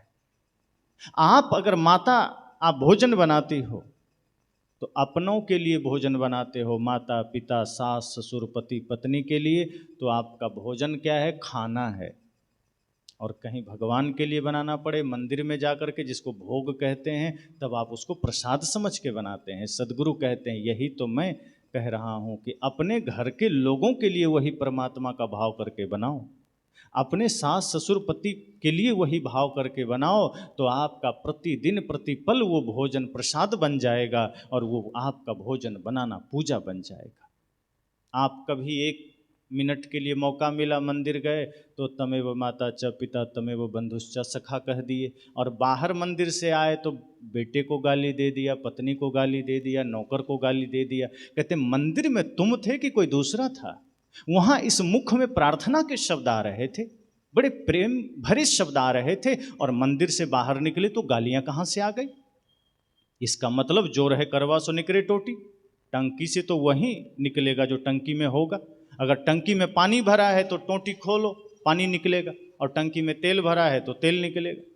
तो अगर मंदिर में जाके इस मुख से प्रार्थना निकली है और घर में आए, बाजार में आए, लोगों के बीच आए तो गाली कहां से निकली? इसका मतलब यहां गाली भी इकट्ठा करके रखे हो, इसका मतलब यहां विकार भी संजो करके रखे हो। सदगुरु कहते हैं, मैं इसे प्रार्थना मानता ही नहीं हूं, बल्कि प्रार्थना में उसे मानता हूं कि मंदिर भले ही तुम कभी ना जाओ, लेकिन जहां भी जाओ अगर इस मुख से सत्य और मीठा वचन निकलता है तो समझना हर क्षण प्रार्थना है, हर क्षण मंत्र है। तो यह दर्शन सदगुरु कबीर देते हैं। लेकिन हमने आज सदगुरु कबीर के साथ बड़ा अन्याय किया है। और यह बात सिर्फ पंजाब की बात नहीं है, पूरी धरती की बात है। जहाँ जहाँ सदगुरु कबीर को मानने वाले हैं वो सब ने आज सदगुरु कबीर को भी राम की तरह बना करके कैद कर दिया है। सदगुरु कबीर के विचारों को जीवन में उतारने का प्रयास नहीं किया। सदगुरु कबीर के ज्ञान को अपने आचरण में उतारने का प्रयास नहीं किया। आज हमने उनके ग्रंथ को, आज हमने उनकी मूर्ति को मंदिर बना करके कैद कर दिया। और हमने क्या कहा कि हे सदगुरु आप वहीं रहो, कभी कभी आ जाएंगे पूजा करने, कभी कभी आ जाएंगे अगरबत्ती चढ़ाने, फूल चढ़ाने, बाकी समय तो हमें प्रपंच में ही जीना है। सदगुरु कबीर हमारे जीवन में ना आ जाएं, इसलिए हमने उन्हें मंदिर बना के कैद कर दिया। जिस सदगुरु कबीर को, जिस भगवान बुद्ध को हृदय में उतारना था, इस हृदय रूपी मंदिर में कैद करना था, उन्हें हमने मंदिर में कैद कर दिया। सदगुरु कबीर कहते हैं, प्रेरणा लेने के लिए स्मारक बनाओ, मंदिर बनाओ, कोई हर्ज नहीं, लेकिन ये ध्यान रखना कि वो मंदिर प्रेम का प्रतीक बन सके, सत्य का प्रतीक बन सके। अगर आप सदगुरु कबीर का कोई स्मारक बना लिए, कोई मंदिर बना लिए, तो इतना ही ध्यान रखिए कि वो राम के मंदिर की तरह न बन जाए, कि भोग मोक्ष का केंद्र बन जाए। सदगुरु कबीर का मंदिर अगर बनाइए तो इस संकल्प से बनाइए कि जो भी व्यक्ति यहाँ आवे या हम अगर यहाँ रहते हैं तो सदगुरु कबीर की वाणी सबके हृदय में जाना चाहिए, सदगुरु कबीर का ज्ञान सबके हृदय में जाना चाहिए। सदगुरु कबीर कर्म की बात करते हैं, कर्म की पवित्रता की बात करते हैं। इसलिए मैंने कहा कि सदगुरु कबीर कर्मकांड का विरोधी हैं। वो कर्मकांड कोई भी करे, अगर वो कोई ब्राह्मण करता है तो भी उसका विरोधी हैं, और कोई कबीर पंथ में आके कर्मकांड करता है तो सदगुरु कबीर उसे भी ब्राह्मण ही कहते हैं। वे कहते हैं कि पाखंड करने वाला किसी भी जाति का हो, किसी भी मत पंथ का हो, वो ब्राह्मण है, अर्थात ब्राह्मण कर्म करने वाला है। वैसे तो अर्थ बढ़िया है, ब्रह्म जानाति इति ब्राह्मण, जो ब्रह्म को जानता है वो ब्राह्मण है। ब्राह्मण का अर्थ सरल भी है और गहरा भी है, लेकिन उसका पालन जो नहीं करते, वो तो सदगुरु तो कहते हैं कि जो ब्रह्म का आचरण कर ले कोई भी ब्राह्मण हो जाएगा। अब ब्रह्म का आचरण क्या है? वही सत्य को धारण कर लो, प्रेम को धारण कर लो, करुणा को धारण कर लो, हर कोई ब्राह्मण है। सदगुरु कबीर ये थोड़े कहते हैं कि कोई जन्म से ब्राह्मण है, जन्म ना जाए ते शूद्र। ऋषियों ने कहा जो जन्म लेता है जन्म से सब शूद्र है। संस्कार भवति द्विज, जो संस्कार ग्रहण करता है, अपने जीवन को सजाता है ज्ञान भक्ति वैराग्य से, जो मन को निर्मल करता है, फिर वो द्विज बन जाता है। कोई भी हो सकता है। ये जाति सूचक यहाँ नहीं है, ब्राह्मण या द्विज ये जाति सूचक नहीं है, ये अवस्था है। कि जैसे आप छोटे छोटे बच्चे भी यहाँ बैठे हैं, वो पढ़ रहे हैं, वो विद्यार्थी हैं। अब विद्यार्थी कोई जाति नहीं है, ये अवस्था है। वो पढ़ रहा है तो विद्यार्थी है, और उसी में से पढ़ के कोई प्रोफेसर हो गया, कोई डॉक्टर हो गया, कोई इंजीनियर हो गया, तो पद बदल गया। इसी तरह से ये मनुष्य है, ये पढ़ लिख करके अर्थात भक्ति करके यही भक्त बन जाता है, साधना करके यही साधक बन जाता है, पूजा करके यही पुजारी बन जाता है, यही साधु बन जाता है, यही श्रेष्ठ आत्मा बन जाता है। और अगर यह अपना कल्याण कर लेता है यही परमात्मा बन जाता है। अलग कहाँ है? यही श्रेष्ठ कर्म को धारण करता है, यही ब्राह्मण हो जाता है। इसलिए मैंने कहा कि सदगुरु कबीर बिल्कुल साफ सुथरी बात करते हैं। वे आडंबर की बात नहीं करते, पाखंड की बात नहीं करते। अब यहाँ विचार यह करना है कि हम ये बात रटते तो जरूर हैं मंचों से कि सदगुरु कबीर आडंबर नहीं करते, सदगुरु कबीर पाखंड नहीं करते, पर हम करते चले जाते हैं। हमारा ज्ञान वहीं तक सीमित हो जाता है कि हम जरूर पाखंड करेंगे, हम आडंबर करेंगे। मैं कितने जगह जाता हूँ, भारत के कई जगहों में जाना होता है, तो मैं देखता हूँ कि जो सदगुरु कबीर को मानने वाले लोग हैं वो भी पिंडदान करने गया जाते हैं। अभी पिंडदान का समय था, मैं कितने ऐसे कबीरपंथियों को देखा जो अपने पूर्वजों का पिंडदान करने गया चले गए। तो एक सज्जन मेरे पास आए, उन्होंने कहा गुरुजी हम अपने पुत्र का पिंडदान करने गए थे, पुत्र गुजर गया था। मैंने कहा क्यों? कहा ताकि उसकी आत्मा को मुक्ति मिल सके। मैंने कहा आप सदगुरु कबीर को मानने वाले लोग हैं, और सदगुरु कबीर यह कहते हैं कि जियत न तरे तो मुए का तरी हो। अगर जिंदा रहते तरना ना हुआ, जिंदा रहते मोक्ष ना मिला, तो मरने के बाद किसी में यह सामर्थ्य नहीं कि वो आपको मुक्ति दे सके, स्वर्ग दे सके। जो आडंबर है, जो पाखंड है, उसमें मत पड़ना। सदगुरु कबीर ने कहा कि जिंदा रहते ही कुछ किया जा सकता है। अब इस पर विचार हम नहीं करते, हम भी वही करने लग जाते हैं, वही कर्मकांड, वही छल, वही पाखंड, वही भ्रम। इसलिए सदगुरु कबीर कहते नहीं, आप तो मुक्त हो जाओ। पर हम वैसा करते हैं कि जैसे कई बार बच्चा जिद करता है, शांति से आप सब बैठ जाएं। जैसे कई बार बच्चा शाम रात्रि में चंद्रमा को देखकर जिद करता है कि वो क्या है, वो मुझे चाहिए। या कई बार माताएं दिखाती है कि देखो वो चंद्रमा है, देखो जरा, रो रहा होता है। तो बच्चा जब रो रहा होता है तो माँ इशारा करती है उंगली से कि ये देखो चंद्रमा। तो बच्चा चंद्रमा की तरफ नहीं देखता है, वो बार बार माँ की उंगली पकड़ लेता है। माँ कहती ये नहीं, उधर देखो। बच्चा फिर उंगली पकड़ लेता है। बच्चे को लगता है कि इस उंगली को ही पकड़ना है, यही चंद्रमा है। यही काम हम करते हैं। गुरु हमें इशारा करते हैं, संत हमें इशारा करते हैं कि ये मुक्ति का मार्ग है, ये प्रेम का मार्ग है, ये सत्य का मार्ग है। हम भी गुरु का हाथ पकड़ लेते हैं कि यही मार्ग होगा। गुरु उंगली से इशारा करते हैं कि सत्य का मार्ग कुछ और है, हम गुरु की उंगली पकड़ लेते हैं। इसको और स्पष्ट समझें। यहाँ से आपको मान लीजिए कहीं भी जाना हो, किसी भी दिशा में, चाहे आप लुधियाना जाएं, चाहे आप अमृतसर जाएं, तो जब सड़क में आप निकलते हैं तो मार्ग में मील का पत्थर मिलता है जहाँ किलोमीटर लिखा होता है। अब जैसे आप अमृतसर जा रहे हैं, मुझे जानकारी नहीं कितना किलोमीटर है, पर उसमें लिखा होगा जो भी 40, 50, 100 कुछ तो लिखा होगा। अब कोई आदमी ये सोचे कि लिखा है इसमें अमृतसर, इसका मतलब यही अमृतसर होगा, और पकड़ ले सीने से लगा ले कि मिल गया अमृतसर, पहुंच गया। वो लिखा हुआ तो है उसमें अमृतसर, लेकिन व्यक्ति ध्यान नहीं दिया कि नीचे कुछ लिखा और भी है, 100, 50 कुछ तो लिखा है। और अगर मान लो 100 किलोमीटर लिखा है, इसका मतलब अमृतसर अभी आपसे 100 किलोमीटर दूर है। अभी उस पत्थर पर मत रुक जाना, अभी वहीं मत अटक जाना। अगर उस लिखे हुए को पकड़ लोगे तो 100 किलोमीटर दूर रह जाओगे अमृतसर से। लेकिन जब आप आगे बढ़ते जाएंगे, पुनः पत्थर आएगा 99, 98, 97, 96, 95, ऐसे करते करते 10, 9, 8, 7, 6, 5, 4, 3, 2, 1, तब भी आप अमृतसर से दूर हैं। कब अमृतसर पहुंचेंगे? जब अमृतसर 0 अर्थात संख्या खत्म हो गई, अब अमृतसर आ गया। इसी तरह से जब तक बाहर का आडंबर आपके जीवन में है, जब तक आप बाह्य चीजों को पकड़ रखे हैं, चाहे गुरु के शरीर को पकड़ लो, चाहे गुरु के ग्रंथ को पकड़ लो, चाहे उनकी उंगली को पकड़ लो, आप मोक्ष से, मुक्ति से, सत्य से दूर रहोगे।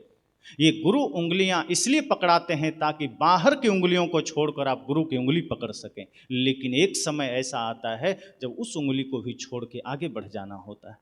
एक समय ऐसा आता है जब गुरु इशारा करते हैं ग्रंथ के माध्यम से, अपनी बातें रखते हैं शास्त्र के माध्यम से, लेकिन एक वक्त ऐसा आता है जब शास्त्र का ध्यान करके हम आगे बढ़ते हैं।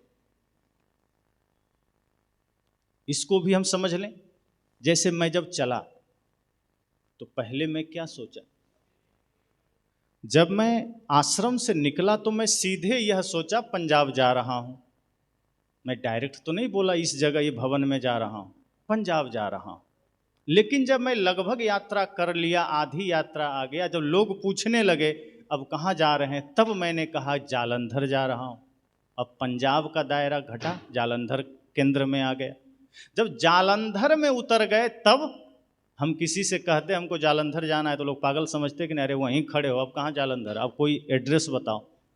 तो संजोग से प्रोफेसर साहब लेने पहुंच गए। वो मुझे निवास पर लाए, आश्रम पर लाए। अब वहाँ से ये सत्संग स्थल पर हम आए। लेकिन जब चले थे तो मूल में क्या था? पंजाब। थोड़ा और आगे बढ़े तो एड्रेस फिर बदला, जालंधर। जालंधर में जब आ गए तो एड्रेस फिर बदल गया, जालंधर छूट गया, फिर कबीर भवन आ गया। कबीर भवन है ना, मैं वहाँ आ गया। यही तो जीवन में धर्म की यात्रा है। हमें गुरु शास्त्र पकड़ा दिए, हम जीवन भर पकड़े बैठ जाते हैं। हम गुरु का चित्र पकड़े बैठ जाते हैं, हम गुरु का मंदिर पकड़े बैठ जाते हैं। अरे वो जब चलना आरंभ करते हैं तो एक समझो पता है, एक एड्रेस है कि चलो ठीक है, आरंभ में हम गुरु को ही एक माध्यम बना लेते हैं, हम शास्त्र को माध्यम बना लेते हैं। पर जब थोड़ा निकट पहुंचो तो वहां से भी मुक्त होना है। हम जड़ बन जाते हैं कि नहीं, हम इसको छोड़ नहीं सकते। ग्रंथ पकड़ने के लिए नहीं है, ग्रंथ छुड़ाने के लिए है। सदगुरु कबीर का ज्ञान आपको कहीं अटकाने के लिए नहीं है, सब जगह से आपको हटाने के लिए है। जैसे आपके पैर में कांटे गड़ जाएं तो आप क्या करते हैं? दूसरा कांटा लाते हैं ना। एक कांटा गड़ा है, दूसरा आप लेकर आते हैं। अब जो गड़ा है, दूसरे कांटे से आपने गड़े हुए कांटे को निकाल दिया। तो जो समझदार आदमी होता है वो क्या करता है कि जो गड़ा हुआ कांटा था वो भी फेंक देता है और जिससे निकाला उसको भी फेंक दिया। पर कोई कहे कि नहीं, जिससे निकाले हैं उसको क्यों फेंक दें, वो तो बढ़िया कांटा है, उसको जेब में रख लेते हैं। और जहां जेब में रख लिया तो उठते बैठते कभी वही गड़ जाएगा, और अगर वो गड़ गया तब फिर क्या करोगे? फिर दूसरा कांटा लाओगे। जो ग्रंथ हमें माया से निकालता है, जो ग्रंथ हमें भ्रम से निकालता है, एक समय ऐसा आता है कि फिर हम उसे ही माया बना लेते हैं, उसे ही भ्रम बना लेते हैं। सदगुरु कहते हैं नहीं, एक समय जब आता है कि आपको शास्त्र मार्गदर्शन दिया। एक समय आता है जब गुरु ने मार्गदर्शन दिया, पर एक समय ऐसा भी आना चाहिए जब आप आगे बढ़ते जाओ और जब मुक्ति में आना है, मोक्ष को पाना है, तो धीरे धीरे शास्त्र से, शब्द से, धीरे धीरे संसार के समस्त क्रियाओं से मुक्त हो जाना है। और गुरु के प्रति जो, अब यहाँ ये बात मैं कह दूं स्पष्ट कि गुरु से मुक्त का होने का मतलब है गुरु के शरीर से मुक्त होना है। क्योंकि सदगुरु कबीर ने शरीर को वैसे भी गुरु नहीं माना, वो ज्ञान को गुरु कहते हैं। और ज्ञान जिस शरीर से मिलता है, हम श्रद्धावश उस गुरु को पूजते हैं, क्योंकि ज्ञान हवा में तो नहीं मिलता, किसी न किसी शरीरधारी से मिलता है। तो वर्तमान में जो गुरु, जो संत साधना करके दिव्य ज्ञान अर्जित करते हैं, वो ज्ञान उनके शरीर के माध्यम से हम तक पहुंचता है, इसलिए हम शरीर की वंदना करते हैं। शरीर तो सभी है, सभी शरीर पूजनीय क्यों नहीं होता? जो शरीर ध्यान साधना में सहायक बनता है, जो शरीर मुक्ति मार्ग में सहायक बनता है, वो शरीर महत्वपूर्ण हो जाता है। फिर वह शरीर गुरु का है तो पूजनीय हो गया, आपका है तो पूजनीय हो गया।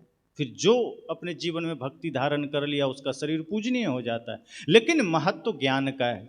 अगर हमने शरीर की पूजा कर ली और ज्ञान से हम वंचित रह गए तो फिर शरीर की पूजा में अटक गए, फिर हम भ्रम में चले गए, फिर हम जन्म मृत्यु के चक्र में चले गए। इसलिए सदगुरु कबीर कहते हैं पूजा तो ज्ञान की हो। पूजा का अर्थ है गुरु के ज्ञान को आचरण में उतारना।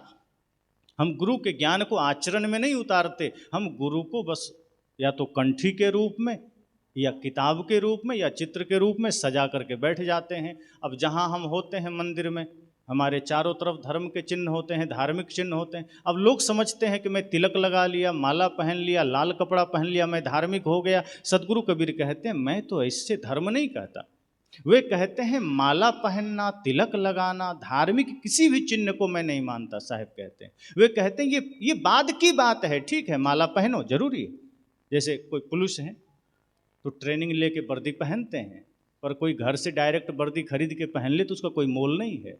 वो जब एक प्रक्रिया से मिलती है, लेकिन उस वर्दी के पीछे उनकी मेहनत है, उन्होंने कितनी एग्जाम्स, कितने इम्तिहान दिए होंगे। इसी तरह से गुरु का जो ज्ञान है, माला धारण करते हैं, गुरु का ज्ञान जब लेते हैं तो हम तिलक धारण करते हैं। इसका मतलब सिर्फ तिलक और माला से नहीं है, इसका मतलब है कि ये माला, ये तिलक मिला ही इसलिए है क्योंकि गुरु का ज्ञान हमने लिया है, क्योंकि गुरु का दिया हुआ सूत्र हमने लिया है। और अगर हमने सिर्फ माला ले लिया, हमने सिर्फ तिलक ले लिया और गुरु का बताया मार्ग नहीं लिया, तो फिर कुछ नहीं लिया।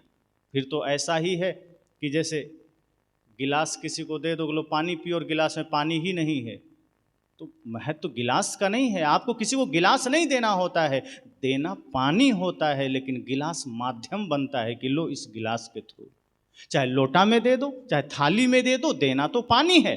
इसी तरह ज्ञान का माध्यम कभी कभी माला बन जाता है, कभी कभी तिलक बन जाता है, लेकिन उसके पीछे मूल में ज्ञान है। इसलिए मैंने आरंभ में ही कहा कि सदगुरु कबीर का परिचय मानवतावादी संत का है। इस धरती पर सदगुरु कबीर का परिचय पाखंड, अंधविश्वास, चमत्कार विरोधी संत का है। इसलिए सदगुरु कबीर को पाखंड के श्रेणी में मत ला देना, सदगुरु कबीर को अंधविश्वास में नहीं बांधना, सदगुरु कबीर को जड़ नहीं बना देना। सदगुरु कबीर चैतन्य रूप में हम सबके हृदय में विराजमान होना चाहिए। और इस श्रृंखला में कोई भी महापुरुष हो, चाहे भगवान बुद्ध हों, चाहे गुरुदेव कबीर हों, चाहे गुरु नानक देव हों, चाहे संत रैदास जी हों, जितने भी महानतम संत हुए, उनकी वाणियों को हमें जीवन में उतारना है। सिर्फ मंदिर बना के नहीं बैठ जाना, सिर्फ ग्रंथ लेकर के नहीं बैठ जाना। ग्रंथ इसलिए होने चाहिए कि वो हमारे मन को निर्ग्रंथ बना सके। शास्त्र इसलिए होना चाहिए कि हमारे जीवन में सत्य उससे आ सके। लेकिन शास्त्र से सत्य नहीं आते, ग्रंथ से हमारा मन निर्ग्रंथ नहीं बनता। हम वही भ्रम में लगे हैं, वही पाखंड में लगे हैं। किसी दिन व्रत रह लेते हैं, कभी मंदिर चले जाते हैं, कभी कोई पाखंड कर लेते हैं, कभी कोई कर्मकांड कर लेते हैं, कभी भोग मोक्ष मांगने लग जाते हैं। मन को पवित्र करने की चेष्टा नहीं करते, मन को निर्मल करने की चेष्टा नहीं करते। मन निर्मल करो, ये सबसे महत्वपूर्ण साधना सदगुरु कबीर की है। सदगुरु कबीर की साधना को अगर हमें एक सूत्र में बांधना है तो सदगुरु कहते हैं कुछ करो ना करो, मन को निर्मल जरूर करना। अगर मन निर्मल कर लिया तो मन गोरख, मन गोविंद हो जाएगा। और फिर आप ही गोविंद हो जाओगे। और मन कचड़ा बना है तो कितना भी पूजा कर लो, प्रार्थना कर लो, फिर आप कुछ नहीं कर पाओगे। हमें कई बार यह दिग्भ्रमित किया जाता है कि कुछ करना थोड़े है, एक बार मंदिर पहुंच जाना है, हाजिरी लग गई, जीवन में काम बन जाएगा। मंदिर जाने से हाजिरी नहीं लगाना है, मंदिर जाकर के हाजिरी नहीं लगाना है, और जाने से कुछ होता भी नहीं है। यह बात सदगुरु कबीर ने बीजक ग्रंथ में कहा है। अभी मैंने कहा भी कि ना पत्थर में, ना पिंड में, ना ब्रह्मांड में, ना आकाश में, ना पानी में, ना पत्थर में, ना गिरी में, ना कंदरा में, ना गुफा में, ना काशी में, ना प्रयाग में, कहीं नहीं। तो लोगों ने कहा तो कहाँ खोजें? कहा खोजी हो तुरंत मिल जाऊं सब सांसों की सांस में। कहा मुझे खोजना चाहते हो, मुझे पाना चाहते हो, तो हर घट में देखना तो शुरू कर दो।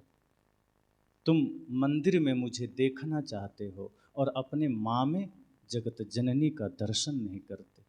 तुम मंदिर में मुझे खोजने आ जाते हो, अपने भाई में परमात्मा का दर्शन नहीं करता।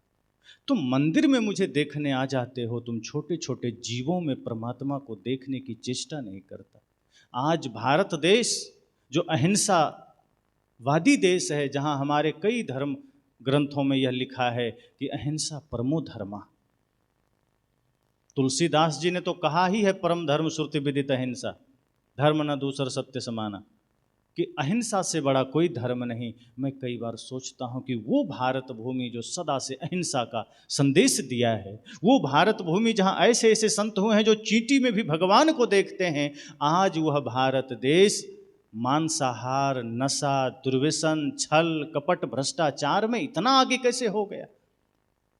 जिस देश में अहिंसा की बात हो, सत्य की बात हो, प्रेम की बात हो, जीव ही शिव है इसकी बात हो, वहां इतनी पीड़ा क्यों है, इतनी समस्या क्यों है? अभी नवरात्रि का त्यौहार बीता, मैं एक जगह और चर्चा कर रहा था कि आज 9 रूपों का, दशहरा में 9 रूपों का, मातृ रूप का, कन्या का, 9 रूपों का पूजन हुआ। तमाम जो दुर्गा के रूप हैं, और कई जगह लोगों ने कन्या पूजन भी किया। जरा गौर से देखना कि भारत की दशा क्या है और हम सब कैसे उसके जिम्मेदार हैं कि जगह जगह कन्या पूजन हुआ, छोटे छोटे बेटियों को, बच्चियों को चरण पूजे गए। दुर्गा में जगत जननी देखने वाले, उन कन्याओं में दुर्गा का दर्शन करने वाले, लगा जैसे पूरे भारत में सभी लोग इतने धर्मात्मा हो गए। जहां देखो वहीं कन्या पूजन, जहां देखो वहीं दुर्गा की पूजा। फिर मैंने सोचा कि वो कौन लोग हैं जो 2 साल की बच्ची से दुष्कर्म कर रहा है? फिर वो कौन लोग हैं जो मातृशक्ति का अपमान कर रहा है? फिर वो कौन लोग हैं जो नारी का अपमान कर रहा है? इसी देश में जगह जगह दुर्गा की पूजा करने वाले लोग, इसी देश में सरस्वती की वंदना करने वाले लोग, इसी देश में जहां लक्ष्मी की पूजा हो रही हो, उसी देश में वे कौन लोग हैं जो नारी के साथ इतना बदसलूकी कर रहे हैं? वे कौन लोग हैं जो छोटे छोटे बच्चों के साथ दुर्व्यवहार कर रहे हैं? तब मुझे लगा कि ये धर्म का चेहरा कुछ और है और असल चेहरा कुछ और है। मंदिर गए तो धार्मिक बन गए, तीर्थों में गए तो तीर्थयात्री बन गए, लेकिन भीतर जो कड़वापन है, भीतर जो कचड़ा है, वो मिटा नहीं है। गंगा में 1000 डुबकी लगाओ, ये भीतर के कचड़े गंगा में नहीं धुला करते। जिस दिन सदगुरु कबीर की वाणी को हम गहराई से सुन लेंगे, उस दिन मन का मैल धुलेगा। जिस दिन हम संतों की वाणी को सुन लेंगे, उस दिन मन का मैल धुलेगा, लेकिन नहीं धुलता। हम बाहर से धार्मिक बन जाते हैं, भीतर से नहीं बनते। हम नारियों में जगत जननी दुर्गा का रूप देखना ही नहीं चाहते। हम पत्थर की मूर्ति में तो दुर्गा का रूप देखना चाहते हैं, मिट्टी की मूर्ति में तो दुर्गा का रूप देखना चाहते हैं, लेकिन दुर्भाग्य है कि जो सच में दुर्गा के रूप हैं, उन मातृशक्तियों में हम देखना ही नहीं चाहते। उनका तो अनादर करते आ रहे हैं, उनको तो पैर की जूती बना दिए। जिस देश में ज्ञान की पूजा की बात हो, जिस देश में नारी पूजा की बात हो, वहां नारियों की क्या स्थिति है देख लो। लोग कहते हैं पति परमेश्वर है। क्यों भाई? झूठ बोलने वाला परमेश्वर हो गया, नशा करने वाला परमेश्वर हो गया। पुरुष किस लिए परमेश्वर है? परमेश्वर वह है जो दुर्व्यसन नहीं करता, नशा नहीं करता, जो पर स्त्री पर कभी भी आंखें गड़ा कर नहीं देखता, जो पर मातृवत परदारेशु पर द्रव्यसु लोष्ठवत इस भाव में जीता है, जो दूसरे नारी को देखे तो माता के रूप में देखे, बहन के रूप में देखे, बेटी के रूप में देखे। अगर ऐसा पुरुष है वो परमेश्वर हो सकता है। चोरी करने वाला, छल करने वाला, कुदृष्टि करने वाला, नशा करने वाला परमेश्वर नहीं हुआ करता। ये पुरुष प्रधान समाज ने पुरुषों को परमेश्वर बना दिया, और जो नारी वास्तव में जगत जननी है उसको पैर की जूती बना दिया। सदगुरु कबीर ने कहा ये मुझे स्वीकार नहीं, मैं नारियों को भी उसी रूप में देखता हूं, वही महानतम स्वरूप, क्योंकि नारी ही जगत जननी है, यही सृष्टि का जन्मदात्री है। इसलिए ऋषियों ने माता निर्माता भवती कहा है, पिता निर्माता भवती नहीं कहा है। उन्होंने कहा कि मां निर्माण करती है, ये पुरुष निर्माण नहीं करता, पुरुष तो विनाश करता है। इसलिए अगर सही अर्थों में मैं कहूं तो माता परमेश्वरी है, पुरुष परमेश्वर है कि नहीं इसमें शक है, पर माताएं परमेश्वरी है। और जब माताएं ठान लें तब इनके पुत्र भी भगत सिंह चंद्रशेखर आजाद बन जाते हैं। माताएं ठान ले तो इनके पुत्र बुद्ध, महावीर, कबीर, तुलसी, मीरा बन जाते हैं। लेकिन अगर माताएं थोड़ा सा समाज के हिंसा का शिकार हो जाती हैं, समाज के कुरीतियों का शिकार हो जाती हैं, मान्यताओं का शिकार हो जाती हैं, तो बच्चे लादेन बन जाते हैं, तो बच्चे फिर कुमार्ग पर चले जाते हैं, फिर बुढ़ापा दुखद हो जाती है। इसलिए मैंने कहा कि सदगुरु कबीर हमें सच्चे त्योहारों से भी परिचय कराते हैं, सच्चे व्रत से परिचय कराते हैं। सदगुरु कबीर का परिचय उनका ज्ञान है। जैसे सूरज अगर अस्त हो, सूरज डूब गया हो, उसके बाद उस पर लाख किताब पढ़ लो, उसका परिचय पता नहीं चलेगा। लेकिन जब सूर्योदय होता है तो कोई किताब पढ़ने की आवश्यकता नहीं है, सूरज उदय होकर खुद अपना परिचय दे देता। इसी तरह सदगुरु कबीर की बाहर कितनी भी चर्चा कर लो, पर उनका असली परिचय तो उनका ज्ञान है। उनका वह ज्ञान, वह दर्शन जो समस्त पाखंड को नाश करने वाला है, उनका वह ज्ञान जो समस्त आडंबर का नाश करने वाला है। इसलिए सदगुरु कबीर त्रैलोक्य में अर्थात समस्त सृष्टि में संत सम्राट कहे गए।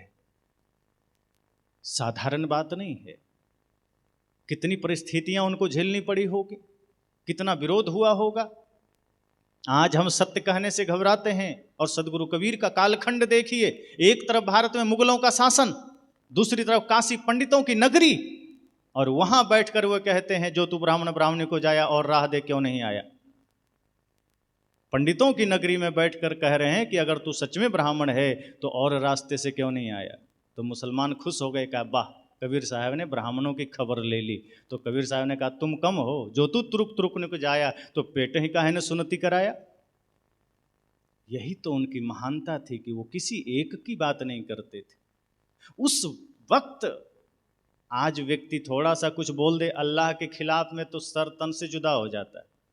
सदगुरु कबीर सोचो किस मिट्टी के बने थे कि पूरे भारत में मुगलों का शासन है, तब कह रहे हैं जो तू तुरुक तुरुक निक जाया तो और राह दे क्यों नहीं आया। जहां पंडितों का शासन है उन्हें भी फटकार रहे हैं, मुगलों को भी फटकार रहे हैं, मौलवियों को फटकार रहे हैं। पर जानते हैं क्यों? फटकारना भी तो अलग अलग प्रकार से होता है। एक पिता अपने पुत्र को जब फटकारता है तो पुत्र के कल्याण का भाव होता है, पुत्र को सही संस्कार देने का भाव होता है, पुत्र के प्रति घृणा नहीं होता। आज हम किसी बात पर बोलते हैं ना, आज हम लोग भी समाज में बहुत से पाखंड का विरोध करते हैं, हम घृणा में बोलने लग जाते हैं। देखो समस्या कहाँ होती। अगर हम मान लो ब्राह्मणवाद पर बोल रहे हैं, संप्रदायवाद पर बोल रहे हैं, पाखंडवाद पर बोल रहे हैं, तो हम में समस्या क्या हो जाती है कि हम घृणा और नफरत में बोलने लग जाते हैं, क्रिया की प्रतिक्रिया में बोलने लग जाते हैं। पर सदगुरु कबीर कैसे बोलते थे? गुरु कुम्हार शिष्य कुंभ है, गढ़ी गढ़ी काढ़े खोट, अंदर हाथ सहार दे बाहर मारे चोट। सदगुरु कबीर एक माता पिता की भांति व्यवहार करते थे। वे कहते थे ये सब मेरे हैं, कोई मेरे से अलग नहीं है, सब घट मेरो साईं। इसलिए पहले ही कह दिया कि सब मेरे हैं, लेकिन किसी के जीवन में अगर पाखंड है तो थोड़ा थप्पड़ भी मारूंगा, सुधार भी करूंगा, पर घृणा से नहीं, प्रेम से। अगर एक पिता अपने बेटे को थप्पड़ मारता है तो एक ही ध्येय होता है, ये गलत मार्ग में ना चला जाए, ये नशा दुर्व्यसन के मार्ग में ना चला जाए। वो थप्पड़ पुत्र घृणा समझ के नहीं लेता, वो पुत्र कहता है कि नहीं पिताजी ने मारा है, कोई बात नहीं। हालांकि आज के पुत्र ये स्वीकार नहीं करता, अगर पिता ने थप्पड़ मार दिया तो बेटा घर छोड़ के भाग जाता है। वो ये नहीं सोचता कि पिता का थप्पड़ इसलिए नहीं पड़ा है कि वो उससे घृणा करते हैं, पिता ने थप्पड़ इसलिए मारा है कि तुम जिस दिशा में जा रहे हो वो मार्ग ठीक नहीं, तुम जो कर रहे हो वो कार्य ठीक नहीं है। यही समझकर सदगुरु कबीर ने उस समय कहा था, कंकड़ पत्थर जोड़ के मस्जिद ले चुनाए, ता चढ़े मुल्ला बांग दे क्या बहरा हुआ खुदा। कितना हिम्मत था उनमें, कितना साहस था, कितना सामर्थ्य था। और इसलिए था कि वो सबसे प्रेम करते थे। तभी तो उन्होंने कहा, मैं रोऊं इस जगत को मुको रोवे न कोई। कोई पुत्र के लिए रोता है, कोई पत्नी के लिए, वो कहते हैं मैं पूरे जगत के लिए रोता हूं। पर रोता इसलिए हूं कि मैं सबको सुखी देखना चाहता हूं। मेरा किसी ने कुछ ले लिया इसलिए नहीं रोता, मोहबस नहीं रोता हूं। मैं एक एक नारी को देवी के रूप में देखना चाहता हूं। मैं एक एक पुरुष को परम शांत अवस्था में देखना चाहता हूं, ज्ञान के मार्ग पर देखना चाहता हूं, सबको सुखी देखना चाहता हूं। लेकिन इसका मार्ग क्या है?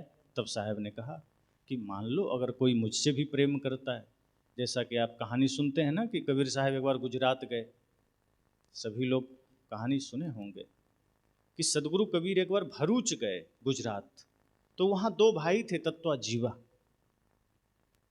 तो उन्होंने बड़ी सेवा की। स्वयं सदगुरु पधारे हैं, किसी का भी भाग्य खुल जाएगा, तो सदगुरु कबीर की बड़ी सेवा की उन्होंने। महीनों रह गए सदगुरु कबीर। सदगुरु कबीर के द्वारा उन्होंने एक बड़ का पेड़ भी लगवाया, जो आज भी मौजूद है वो पेड़, कबीर बड़ के नाम से। आप कभी भरूच कोई जाएं तो देखें, बहुत विशाल पेड़ है। उसके बाद सदगुरु कबीर ने कहा कि अब मैं चलता हूँ, तो तत्वा जीवा रोने लगे। कहे सदगुरु आप चले जाएंगे तो मैं कैसे जीऊँगा, मैं कैसे रहूँगा। सदगुरु ने कहा जो ज्ञान आज तक दिया फिर उसको तो तुमने बंटा ढार कर दिया। अरे इस शरीर से मोह करने के लिए ज्ञान थोड़े दिया था, ज्ञान आचरण के लिए दिया था। और मैं शरीर में नहीं हूं, मैं ज्ञान स्वरूप हूं, कबीर साहब ने कहा। तो उन्होंने कहा मैं क्या करूं? तो साहब ने कहा कि जो तू चाहे मुझको छाड़ सकल की आस, अब मुझे ही ऐसा होए रहो सब सुख तेरे पास। साहब ने कहा मैं तेरा सुख लेकर नहीं जा रहा हूं, मैं तुम्हारा ज्ञान लेकर नहीं जा रहा हूं, मैं तेरी शांति लेकर नहीं जा रहा हूं, सब तुम्हें देकर जा रहा हूं, वो सूत्र देकर जा रहा हूं, वो मार्ग देकर जा रहा हूं। इसलिए अगर तुम मुझे चाहते हो तो सबकी आशा छोड़ देना। ये बाहर की भी आशा, परिवार की आशा, धन की आशा, पद प्रतिष्ठा की आशा, ये ईश्वर पर ब्रह्म की आशा छोड़ देना। छाड़ सकल की आस, मुझे ही ऐसा होए रहो। सदगुरु ने कहा कि जैसे मैं निष्काम हूं, जैसे मैं निष्कपट निश्चल हूं, निर्विकार हूं, बस तुम भी हो जाओ, और तब क्या होगा? सब सुख तेरे पास। फिर सारा सुख तुम्हारे पास है, किसी के पास मांगना नहीं पड़ेगा। फिर स्त्री को पुरुष में, पुरुष को स्त्री में सुख मांगना नहीं पड़ेगा। अभी हमें लगता है धन में होगा, पद में होगा, स्त्री में होगा, स्त्री को लगता है पुरुष में होगा। सदगुरु कहते हैं ये सिर्फ भ्रम है, मृगा की भांति। जैसे गर्मी के समय में मृगा को प्रतीत होता है जल है नदी में, और जब जाता है पास में तो वहाँ सूखा नजर आता है। आप सब भी अनुभव किए होंगे, गर्मी के समय सड़क पर दूर तक देखो तो कहीं लगेगा चमक रहा है जल की भांति, लेकिन निकट जाओ तो वहाँ फिर कुछ नहीं है, फिर आगे लगता है जल है, फिर कुछ नहीं है। सदगुरु कहते हैं यही स्थिति संसार की है। हमें लगता है यहाँ सुख होगा, हम दौड़ के चले जाते हैं, फिर लगता है यहाँ सुख होगा, दौड़ के चले जाते हैं, फिर लगता है यहाँ धन में होगा, पद में होगा, पत्नी में होगा, मकान में होगा, वस्त्र में होगा, मोबाइल में होगा, गाड़ी में होगा, हर जगह दौड़ के चले जाते हैं, और एक दिन के बाद सब सुख खत्म। अब कोई आदमी पैदल चलता है तो उसे लगता है साइकिल में सुख होगा, वो साइकिल खरीद लिया। अब साइकिल जब खरीदा तो एक दिन तो सुख मिलता ही है। अब वो खुश हो गया कि चलो अब तक पैदल चलते थे, बहुत दिक्कत होती थी, अब साइकिल पर चल रहे हैं। पर अगर साइकिल में सच में सुख होता तो वो सुखी हो जाता, लेकिन जैसे ही किसी के बाइक पर नज़र पड़ती है तो वही साइकिल फिर खटकने लगती है कि नहीं, साइकिल में सुख नहीं, हमें बाइक मिल जाए तो सुख आ जाएगा। वो बाइक खरीदता है, अब फिर 2-4 दिन बड़ा सुख, अब वो कहीं भी खेत भी जाता है तो बाइक से ही जाता है, बड़ा सुख मिल रहा है। कहीं भी जा रहा है सुबह सुबह बाइक से ही जा रहा है, लेकिन 10 दिन होते होते बाइक भी सुख का कारण नहीं रह गया, क्योंकि नज़र किसी की कार पर पड़ गई। अब लगा कि नहीं नहीं, बाइक में सुख नहीं, कार में सुख है, अब कार खरीदेंगे तो सुख हो जाएंगे। फिर वो छोटा सा एक कोई कार खरीद लिया। अब 10 दिन 15 दिन तो कार बड़ा सुख दिया, बड़ा आनंद दिया, लेकिन किसी की लग्जरी कार पर नज़र पड़ गई। अब लगा नहीं, ये छोटी कार है अल्टो, इसमें सुख नहीं, अब तो लग्जरी कार में सुख है। और इस तरह वो खरीदते खरीदते अगर वो हवाई जहाज भी खरीद ले तो एक दिन उससे ऊब जाएगा, क्योंकि सदगुरु ने कहा है कि संसार में कहीं सुख है ही नहीं, वो खोजना ही व्यर्थ है। संसार के वस्तुओं का सिर्फ निष्कामता पूर्वक सदुपयोग कर लो, इसके अतिरिक्त वहाँ सुख खोजना ना समझी है। इसलिए सुख न पुरुष में, न स्त्री में, न धन में, न पद में, ये सारी चीज़ें व्यवहार की चीज़ें हैं। एक दूसरे से प्रेम व्यवहार करो, धन का सदुपयोग करो, धन को भी धर्म का माध्यम बनाओ, और मन को निर्विकार कर लीजिए, समस्त आशा वासना को त्याग कर दीजिए। तब सदगुरु कहते हैं सब सुख तेरे पास। फिर वो कहते हैं कि ये सुख आपके पास है, लेकिन ये सुख ऐसे नहीं कि बाहर से आया है। सुख जो बाहर से आएगा तो घट भी जाएगा, बाहर से इसलिए सुख मिलता नहीं है। अब यहां समझने की बात यह है कि सुख कभी बाहर से नहीं मिलता, शांति बाहर से नहीं मिलती। अब जो चीज बाहर से मिलेगी तो घट भी जाएगी ना।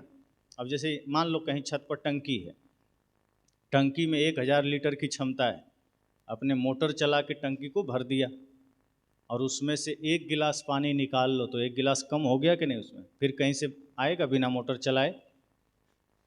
10,000 लीटर की भी क्षमता हो, अगर आपने 1 गिलास निकाल लिया तो उस 10,000 लीटर में 1 गिलास कम हो गया। क्यों? क्योंकि वो बाहर से भरा गया था। लेकिन जिस जगह से पानी भरा जा रहा है, कुआं या बोरवेल में, वहां से आप 1 बाल्टी नहीं, 1 ट्राली निकाल लो, 1 टैंकर पानी निकाल लो, घटेगा? कुआं से आप 1 बाल्टी निकाल लो, 10 बाल्टी निकाल लो, घटता है कभी? क्यों? क्योंकि कुआं में कहीं से डाला नहीं गया है, उसका खुद स्रोत से उद्घाटित हुआ है, प्रकट हुआ है, और जो खुद उद्घाटित होता है वो कभी मिटता नहीं है।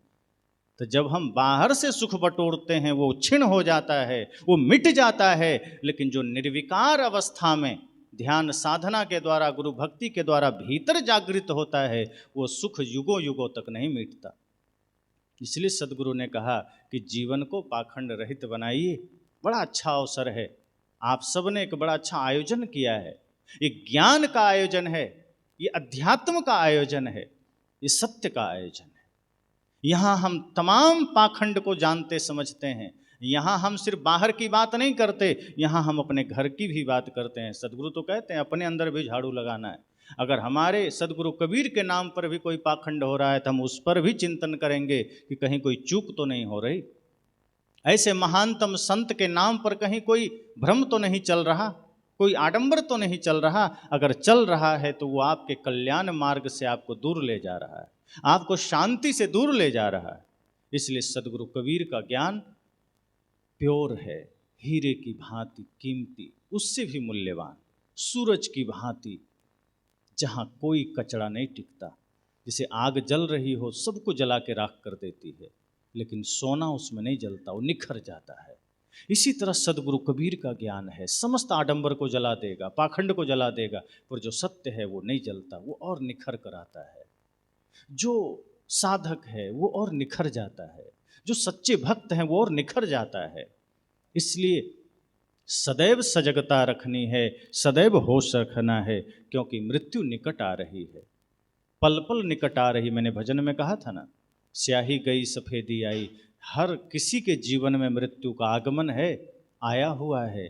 कब समय पूरा हो, कब संजोग बने और कहे चलो तेरा समय पूरा हो गया, इससे पहले कि मृत्यु का आगमन हो, सदगुरु कबीर की वाणी को जीवन में उतार लेना है, उनके शास्त्र को पढ़ करके उस सत्य को जान लेना है, और तब हम भ्रम से मुक्त हो पाएंगे। लोग कई बार हमसे कहते हैं कि क्या करें, हमारा समाज इतना पिछड़ा क्यों है। एक संत बोल रहे थे कि आज जो हमारा समाज इतना पिछड़ा है, इसका कारण ब्राह्मण लोग हैं। मैंने कहा ठीक है, एक अर्थ में अच्छी बात है, पर क्या वो आपका हाथ पकड़कर पाखंड करवाने आता है? जरा सोचिए। मान लीजिए कोई आपको पाखंड में धकेल दिया, तो क्या जबरदस्ती हाथ पकड़ के कोई करवाता है? हम ऐसा क्यों किसी को दोष देते हैं कि वही कारण है? होगा, है भी, पूरा काल में ऐसा समय था, ये बात एकदम छिपी नहीं है कि इतना ज़्यादा ऊंच नीच का भेदभाव था कि जो पिछड़े लोग कहे जाते हैं, जिनको लोगों ने पिछड़ा कह दिया, कबीर साहब ने तो नहीं कहा, बुद्ध ने भी नहीं कहा, वे तो कहते हैं सब समान है। एक त्वचा हाड़मल मूत्रा, एक रुधिर गोदा, एक बूंद से सृष्ट रची है, को ब्राह्मण को शूद्रा। कबीर साहब नहीं कहते। पर जो तथाकथित ब्राह्मण लोग हैं या उनके शास्त्र हैं, स्मृति मनुस्मृति, उसमें कहा गया कि शूद्र की छाया भी पड़ जाए तो कपड़े सहित नहाना चाहिए, तब पाप से मुक्ति होगी। अगर शूद्र जा रहा हो और अगर वो वेद का ज्ञान सुन ले तो कान में रांगा पिघला के डाल देना। ये बात सत्य है, झेला है। और यहां तक कि अगर वो कहीं से निकल रहा है तो दूर रहना, उसकी छाया ना पड़े। जिस कुआं पर शूद्र पानी पीता है वहां ब्राह्मण ना जाए, या ब्राह्मण के कुआं पर शूद्र ना आवे। तो इतनी भयंकर ऊंच नीच का जो स्थिति थी उस समय, लेकिन एक बात जरा ध्यान देना, उसी स्थिति में बुद्ध भी निखर कर आए, उसी स्थिति में सदगुरु कबीर निखर कर आए, उसी स्थिति में सदगुरु रैदास निखर कर आए, उसी स्थिति में गुरु नानक देव निखर कर आए, और तो और उसी विषम परिस्थिति में बाबा साहब भीमराव अम्बेडकर निखर कर आए। उन्होंने किसी को गाली नहीं दिया। वो देखा उन्होंने कि हम पर कितना ज्यादा लोगों ने घेराबंदी कर दी है कि तुम यहाँ नहीं चढ़ सकते, वहाँ नहीं चढ़ सकते, ये नहीं कर सकते, मंदिर नहीं जा सकते, वेद नहीं पढ़ सकते, पढ़ ही नहीं सकते, वेद तो छोड़ दूर की बात, शिक्षा ही नहीं ले सकते, ये भी कहा गया। लेकिन डॉक्टर भीमराव अंबेडकर ने संकल्प लिया कि नहीं, हम मुख से बोल के नहीं कुछ करेंगे, अपने भीतर की शक्ति को हम जगाएंगे, अपने भीतर के सामर्थ्य को हम जगाएंगे, और वो ज्ञान का सिरमौर अवस्था प्राप्त करेंगे, वो ज्ञान का उच्चतम शिखर प्राप्त करेंगे कि लोग खुद मजबूर हो जाएंगे मेरे पास आने को। और वो सफल हो गए। आज हम क्या करते हैं? हम गाली देते, हम दूसरों को गाली दे करके सोचते हैं आगे बढ़ जाएंगे। सदगुरु संत कहते हैं गाली देकर आगे नहीं बढ़ना है। जो काम हमारे महापुरुषों ने किया, जो बाबा साहब भीमराव अम्बेडकर ने किया, जो सदगुरु कबीर ने किया, आप भी कर लो, कि सबके साथ प्रेम रखते हुए अपने भीतर ज्ञान का दिया जला लो। बुद्ध भी कहते हैं अपदीपो भव, अपने भीतर ज्ञान का दिया जलाओ। नफरत और घृणा में तो हम जी ही रहे। अगर किसी ने हमसे नफरत किया, घृणा किया, हमें नफरत का जवाब नफरत से नहीं देना। ये बुद्ध का संदेश है। बुद्ध को भी बहुत कुछ झेलना पड़ा, सदगुरु कबीर को भी झेलना पड़ा, लेकिन आज हम उनके बताए मार्ग पर नहीं चल रहे। अगर हमसे कोई नफरत करता है तो हम 200 गुना नफरत करने लग जाते हैं। अगर कोई हमसे घृणा करता है हम और घृणा करने लग जाते हैं, और वहीं हम असफल हो जाते हैं। सदगुरु कहते हैं नहीं, नफरत को प्रेम से जीता जा सकता है। अगर कोई गाली दे रहा है, मत ध्यान देना, अपने कर्म पर ध्यान देना, अपने कर्म को पूजा बना करके इतना उच्चतम शिखर प्राप्त करना कि एक समय ऐसा आएगा कि गाली देने वाला ही चरणों में झुका होगा। किसी के बलबूते आगे नहीं बढ़ना, अपनी आत्मशक्ति जगाना। यही तो सदगुरु कहते हैं, करु बहिया वाला अपनी छाड़ बिरानी आस, जाके आंगन नदिया बहे सो कस मरे प्यास। सदगुरु कहते हैं किसी का भरोसा करोगे, कोई राम तुम्हें बचाने आएगा, कोई कृष्ण तुम्हें बचाने आएगा, ये भरोसा करना है कि कोई कबीर बचाने आएगा। अगर यह बात भगत सिंह ने सोच ली होती कि चलो मुझे क्या लेना देना, राम जी आएंगे आजाद करवाने देश को, अभी तक गुलाम रहते। यही बात अगर नेताजी सुभाष ने सोच ली होती, लक्ष्मीबाई ने सोच ली होती, यही बात हमारे उन तमाम 7 लाख वीरों ने सोची होती जो शहादत दिए देश की आज़ादी में, अगर उन्होंने ये सोच लिया होता तो आज हम गुलाम होते। लेकिन उन्होंने अपने भीतर की शक्ति को जगाया। करो बहिया बला अपनी छाड़ बिरानियाँ। सदगुरु कबीर ने कहा कि अपने बाहुबल का भरोसा करना, कोई तुम्हें जगाने नहीं आएगा। नेता तो और सुला देंगे, जगाने तो वही आएगा जो खुद जागा हुआ है। आज ऐसे भी लोग इस धरती पर है जो चाहते हैं कि समाज सो जाए, ऐसे भी लोग हैं जो चाहता है कि समाज मूर्छा में चला जाए, और वो नींद की गोलियां खा के सो जाए, क्योंकि समाज सोया है तभी पाखंड पल रहा है, आप सोए हैं तभी आडंबर चल रहा है, आप सोए हैं तभी भ्रम चल रहा है। जिस दिन सदगुरु कबीर के ज्ञान का एक किरण भी आपने जीवन में उतार लिया और आपका एक चेतना आपकी जग गई, सारा पाखंड गिर जाएगा। लेकिन आज पाखंड पल रहा है आपके वजह से, आप सक्रिय नहीं बन पाते। नाम तो सदगुरु कबीर का लेते हैं लेकिन उनके मार्ग को अनुसरण नहीं कर पाते। इसलिए अगर पाखंड से मुक्ति पाना है तो जागना पड़ेगा। अगर अंधेरे को मिटाना है तो लाठियों से नहीं मिटता। ध्यान देना, अंधेरे भगाने हो तो लाठी और बम से नहीं भागते, दिए जलाने से भागते हैं। अगर हृदय में अंधकार मिटाना है, पाखंड मिटाना है, तो ये तमाम सिर्फ चिल्लाने से नहीं मिटेगा, ज्ञान को जीवन में उतारने से मिटेगा, ज्ञान का आचरण से मिटेगा। भवतु सर्वमंगलम। इसलिए मैंने कहा कि अगर लोग कहते हैं कि लोग जिम्मेदार हैं, कोई और जिम्मेदार हैं हमारे गिरने में, तो था वो जमाना जब कोई जिम्मेदार था। आज कोई दूसरे को हम दोष नहीं दे सकते। आज हम अपने कुकृत्यों से जिम्मेदार हैं, आज हम अपनी नासमझियों के कारण जिम्मेदार हैं, हम जिम्मेदार हैं। अगर आज हम नहीं जागे तो कब जागेंगे? सदगुरु कबीर जैसे महापुरुष का ज्ञान हमें मिला, बुद्ध का ज्ञान मिला,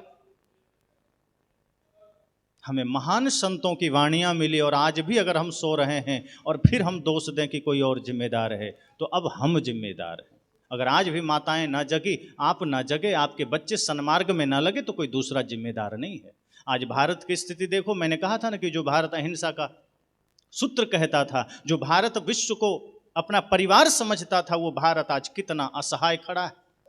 आज भाई भाई के बीच, माता पिता के साथ जो दुर्व्यवहार हो रहे हैं, और भारत में जहां शिव की पूजा होती है, जहां उन्हें जगत पिता कहा जाता है, उसी देश में आज वृद्धाश्रम बन करके बुजुर्गों को वहां ठेल दिया जाता है, वहां डाल दिया जाता है। वो बच्चे जो भगवान शिव को कहते हैं तो जगत पिता हैं, उसी जगत में आपके पिता के लायक नहीं रह जाते हैं, और शिव को आप जगत पिता बनाए जा रहे हो। शिव जगत पिता तब कहलाएंगे जिस दिन आप अपने पिता में जगत पिता को देख सको। लोग कहते हैं वृद्धाश्रम है, जरा चलिए उद्घाटन कर दीजिए। मैं कहता हूं, जिस चीज का मैं विरोध करता हूं उसका मैं उद्घाटन नहीं कर सकता। ये भारत देश के चेहरे पर वृद्धाश्रम कलंक है, ये कोई अच्छी चीज नहीं है। वृद्धाश्रम खुलना मजबूरी है, खोलना पड़ता है लोगों को, क्योंकि बच्चों ने ठुकरा दिया है माता पिता को। लेकिन ये समझना कि ये श्राप है, अभिशाप है। अनाथ आश्रम खोल दो, चल जाएगा। वृद्धाश्रम अगर खुल रहा है तो ये उन लोगों के लिए तमाचा है जो कहते हैं कि मैं तो राम का भक्त हूं, मैं तो कृष्ण का भक्त हूं, मैं तो शिव का भक्त हूं, मैं तो कबीर का भक्त हूं, मैं तो बुद्ध का भक्त हूं, मैं तो महावीर का भक्त हूं। कहां गई भक्ति, कहां गया सेवा? क्या यही सेवा है कि माता पिता जब लाचार हो जाए तो वृद्धाश्रम भेज दो? अरे वो माँ बाप जिसने जवानी में अपना खून पसीना बहा करके आपके जवानी को संवारने के लिए लगा दिया, आपके बचपना को संवारने के लिए अपना सर्वस्व न्यौछावर कर दिया, आज जब उन्हें आपकी सेवा की आवश्यकता पड़ी, आपने मुंह मोड़ लिया, वृद्धाश्रम भेज दिया। कभी वृद्धाश्रम जाकर के उन बुजुर्गों के चेहरे को देखना, कितने आंसू बहते हैं। वो आंसू के घूंट, वो दुख दर्द, वो पीड़ा के घूंट वो हृदय में संजोए बैठे होते हैं। सिर्फ वो मृत्यु के दिन गिन रहे होते हैं कि हे प्रभु, कब समय आवेगा कि हम इस धरा से जाएं। क्योंकि जिस बेटे जिस बहू से अपेक्षा किया था कि बुढ़ापा सुखद होगी, उसने तो नरक बना के धर दिया। और ये बात भी उतना ही सत्य है कि उस बुढ़ापे में जो अवस्था झेलनी पड़ रही है, वो गलती भी कहीं ना कहीं उन्हीं बुजुर्गों की होती है कि वो बाल्यकाल में ही अपने बच्चों को सही संस्कार नहीं दे पाते। बढ़िया शिक्षा के लिए आप बड़े बड़े केंद्र, इंस्टीट्यूट तो भेज देते हैं, हॉस्टल में भर्ती तो करा देते हैं, लेकिन कभी अपने बच्चों की उंगलियां पकड़कर किसी संत का दर्शन कराने नहीं ले जाते, कभी उन्हें किसी सज्जन पुरुष के संग में बैठने नहीं देते, कभी उन्हें भगत सिंह, चंद्रशेखर आजाद की वीरता से परिचय नहीं कराते, कभी आप उन्हें महापुरुषों के ज्ञान से परिचय नहीं कराते। आप तो अपने बच्चों को हीरो हीरोइन से परिचय कराते हो। आप घर में टीवी चलाते हो, बच्चे को कहते हो देखो शाहरुख खान, सलमान खान को देखो, डांस सिखाते हो, आप उसी तरह का फिल्मी गाने गुनगुनाते हो, और बुढ़ापे में सोचते हो बेटा श्रवण कुमार की तरह सेवा करे। जवानी में आप अपने बचपन, अपने छोटे छोटे बच्चों को आप जवान थे, बच्चे आपके छोटे थे, तब आपने ध्यान नहीं दिया। तब तो आपने उसे वही करवाया जो समाज में चल रहा है, और जब कर लिया तो अब पछताए हो तो क्या, अब तो चिड़िया चुग गई खोत खेत। सदगुरु कहते हैं वर्तमान ठीक कर लेना, भविष्य ठीक हो जाएगा। अगर वर्तमान आपने ठीक नहीं किया, अपने बच्चों को सही संस्कार नहीं दिया, अपने बच्चों को मानवता का संदेश नहीं दिया, अपने बच्चों को कबीर से परिचय नहीं कराया, बुद्ध महावीर से परिचय नहीं कराया, तो ध्यान रखना वो बच्चे फिर कहीं ना कहीं हीरो हीरोइन से परिचय करेंगे। कहीं ना कहीं अगर आप अपने बच्चे को देवालय का दर्शन न कराया तो वो फिर जरूर शराब खाने की ओर जाएगा। अगर आप अपने बच्चों के हाथ में कोई शास्त्र ना पकड़ाया तो वो जरूर शस्त्र पकड़ेगा। अगर आपने अपने बच्चों के हाथ में गुरु संतों की आरती की थाल ना पकड़ाया तो कभी ना कभी वो शराब की थाल पकड़ेगा, और इसके जिम्मेदार सिर्फ आप होंगे। इसलिए जब बच्चे छोटे हों तो उंगली पकड़कर संत दर्शन जरूर कराना। इससे पहले कि वो बच्चे बड़े होकर अपना हाथ किसी के गर्दन तक ले जाए, उन बच्चों का हाथ किसी संत का चरण स्पर्श करा देना। बुढ़ापा आपकी सुखद हो जाएगी। अगर बचपना संवार दिया आपने अपने बच्चों की, बाल्यकाल में अगर आपने संस्कार दे दिया, तो ये भारत भूमि जो कभी विश्व गुरु था पुनः हो सकता है। ये विश्व गुरु शब्दों में नहीं हुआ करता। उस समय लोग एक दूसरे के साथ प्रेम के साथ रहते थे, नशा दुर्व्यसन से मुक्त जीवन जीते थे, एक दूसरे के सुख दुख में सहयोगी बनते थे। इसलिए संयुक्त परिवार का जमाना था, जब 40-50 लोग साथ रहते थे, भोज का आयोजन होता था, एक साथ बैठकर खाते थे, एक दूसरे के भोजन में सहयोग करते थे। पहले जब भोजन बनता था तो हलवाइया नहीं आते थे, पहले गांव के ही लोग जा जाकर भोजन बनाते थे, एक दूसरे को खिलाते थे, परसते थे, प्रेम बनता था, प्रेम जागृत होता था, इसलिए भारत आगे था। लेकिन आज हमने अपने ही भाई के साथ भोजन करना बंद कर दिया है। अपना ही भाई, एक ही माँ बाप से जन्म लिए, बाल्यकाल में एक साथ खेले खाए सोए पढ़े लिखे, लेकिन जब बड़े हो गए तो अपने भाई के साथ हमने भोजन करना बंद कर दिया, माँ बाप के साथ भोजन करना बंद कर दिया। हमारा घर घर नहीं होटल बन गया। जैसे होटल में गए, भोजन किए, बिल चुकाए, निकल गए, फिर कोई दूसरा गया, भोजन किया, बिल चुकाया, निकल गया। आज घरों की हालत वही हो गई। बड़ा भाई आया, चुपचाप भोजन किया, निकल गया, मंझला भाई आया, भोजन किया, निकल गया, छोटा भाई आया, भोजन किया, निकल गया, पिताजी आए, भोजन किए, निकल गए। और कहाँ गए तो कोई पान ठेले पर खड़े हैं, कोई जुआ के अड्डे पर खड़े हैं, कोई कहीं बैठ करके राजनीतिक चर्चा कर रहे हैं, कोई कहीं गप्पाजियाँ कर रहे हैं। और बच्चे यही देख रहे हैं, यही सीख रहे हैं। कोई कहीं जाके सिगरेट पी रहा है, कोई कहीं जाके बीड़ी पी रहा है, कोई खैनी खा रहा है। बच्चे यही देख रहे हैं, वही संस्कार वो ग्रहण कर रहे हैं। हमने धीरे धीरे अपने घर को कचरा बना दिया। सदगुरु इसलिए तो कहते हैं कि नहीं, घर को मंदिर बनाओ। सदगुरु कबीर का संदेश यह नहीं है कि बाहर मंदिर बनाओ। वो कहते हैं मैं किसी मंदिर का समर्थन नहीं करता बाहर, मैं तो कहता हूँ घर को बना लो मंदिर, गांव को बना लो, समाज को बना लो, देश को बना लो। इस सब को देवता समझो, देवी समझो, घर बन गया मंदिर। तो भाई में तो राक्षस नजर आता है, भाई में परमात्मा कहाँ नजर आता है? माता पिता में परमात्मा कहाँ नजर आता है? अगर माता पिता में परमात्मा का नजर आ जाए तो वृद्धाश्रम भेजोगे? भाई में परमात्मा नजर आ जाए तो भाई का हक मारोगे? तो एक तरफ हम धर्म की उपासना करते हैं, सदगुरु कबीर का भजन करते हैं, गुरु नानक देव का भजन करते हैं, रैदास का भजन करते हैं, और जीवन में क्या है? मुख कछु और हृदय कछुआना। इसलिए कहावत बन गई, मुख में राम बगल में छुरी, कि मुख में तो राम राम चल रहा है, बगल में छुरी लेके इंतजार कर रहे हैं, कब मौका मिले जेब और गर्दन काट ले। ये धर्म नहीं है, ये सत्य नहीं है, ये ज्ञान नहीं है। इसलिए मैंने कहा कि ये समय जागने का है, अपने बच्चों को वो संस्कार देना, सदगुरु कबीर के विचारों से परिचय कराना। कई माता पिता कहते हैं, एक दो जगह ऐसी बात आई, कहा कि नहीं नहीं, हम लोग तो डरते हैं आप लोग के पास ले जाने से, कहीं वो साधु ना हो जाए। मुझे हंसी आती है कि बेटा साधु ना बन जाए इसलिए ले जाने से डरते हो, लेकिन बेटा चोर बन जाए तो चिंता नहीं है, बेटा शराबी बन जाए इसकी चिंता नहीं है, बेटा जुआड़ी बन जाए इसकी चिंता नहीं है, बेटा हिंसक बन जाए इसकी चिंता नहीं, बेटा साधु बन जाएगा। अरे बन जाने दो, अच्छी बात है, किसी का नुकसान तो नहीं करेगा, अच्छा साधु बनेगा, जगत का कल्याण करेगा। लेकिन अगर नहीं बनने दोगे, जहां तहां ले जाओगे, तो बनेगा भी तो ढोंगी बन जाएगा, पाखंडी बन जाएगा। अगर सदगुरु कबीर का सत्य ज्ञान से परिचय हो जाए और कोई अच्छे गुरु के सानिध्य में बाल्यकाल से रह ले, वो फिर त्यागी तपस्वी रहनी संपन्न संत बन करके जगत को प्रकाशित करता है। सच्चा संत जगत को प्रभावित नहीं करता। ध्यान रखना, हम आपको वो बातें कह रहे हैं जो सदगुरु कबीर ने कही है। सदगुरु कबीर ने जगत को प्रभावित नहीं किया। सच्चे संत जगत को प्रभावित नहीं करते, प्रकाशित करते हैं। प्रभावित तो कोई भी कर लेगा, एक मदारी भी कर लेता है, एक गाना गाने वाला भी कर लेता है, एक जादू दिखाने वाला भी कर लेता है। वो बढ़िया जादू दिखाएगा, प्रभावित हो जाते हैं। कोई अच्छा गाना गा देगा, प्रभावित हो जाते हैं। पर प्रकाशित सब नहीं कर सकते। प्रकाशित वही कर सकता है जिसका हृदय खुद प्रकाशित हो। प्रकाश वही दे सकता है जो खुद प्रकाशवान हो। इसलिए सदगुरु कबीर के ज्ञान अपने बच्चों को भी देना। ये बात इसलिए मैं कह रहा हूं कि आज जरूरी है। आज हम राष्ट्रभक्ति की बात करते हैं और ये पंजाब की धरती तो राष्ट्रभक्तों का है। कितने बलिदान हुए हैं यहाँ, कितने लोगों ने अपने खून से सींचा है इस भूमि को, भारत भूमि को, तब आजादी मिली है। ये तो वीरों की धरती है। यहां से पुनः वो सत्य की आवाज उठनी चाहिए, यहां से पुनः उस भक्ति की आवाज उठनी चाहिए, प्रेम की आवाज उठनी चाहिए, क्रांति की आवाज उठनी चाहिए। और उसके लिए सदगुरु कबीर का ज्ञान आपका माध्यम बनेगा, संबल बनेगा, ताकत बनेगा। इसलिए ये जो विचार गोष्ठी का कार्यक्रम है, जो सदगुरु कबीर का विचार का आयोजन हमारे प्रोफेसर साहब और उनके सहयोगियों ने रखा है, ये सब के लिए एक बड़ा अवसर है, एक बहुत बड़ा अवसर आपको मिला है।